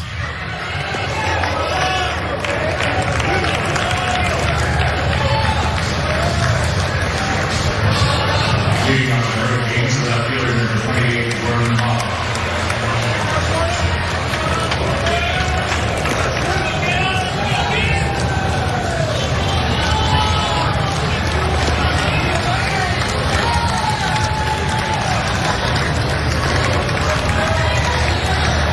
Seven-5 Tar Heels.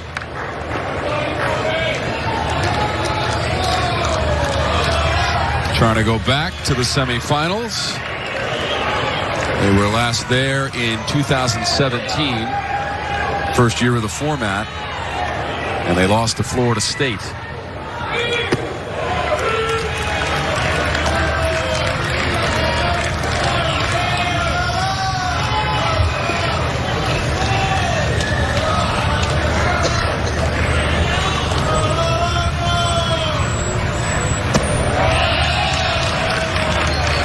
Back in 17, Florida State beat North Carolina in our final.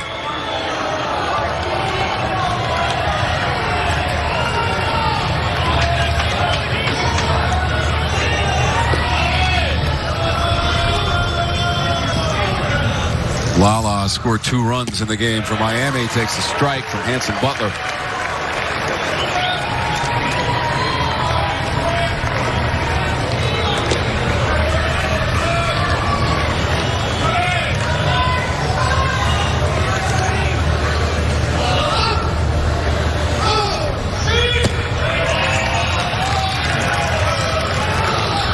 Bat for Lala.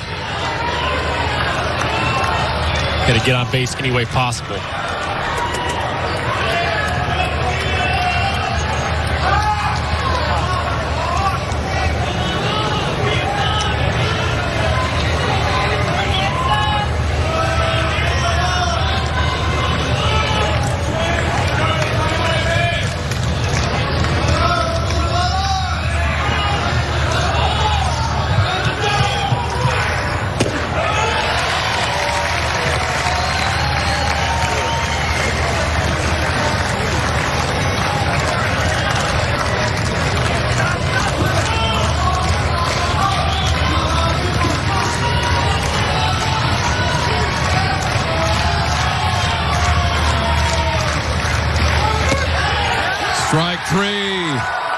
Lala looking against Butler.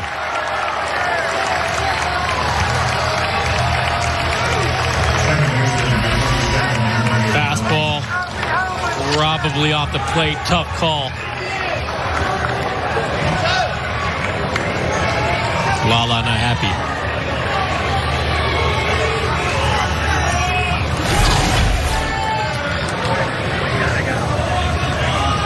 Tenth strikeout in total for Carolina pitching. Here's Anthony Villar.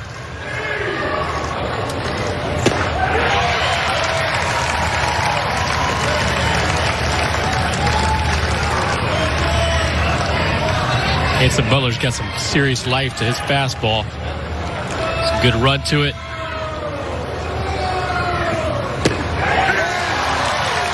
Another close call.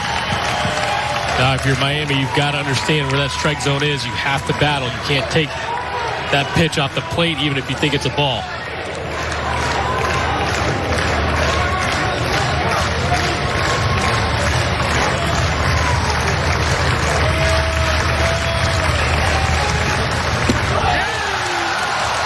Two down.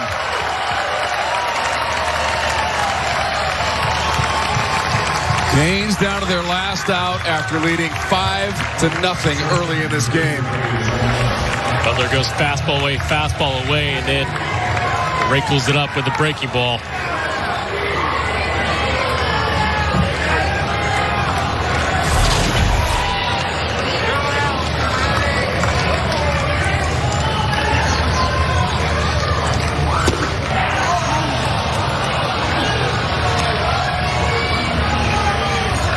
It's up to Freddie Zamora. Couple of doubles, couple of RBIs.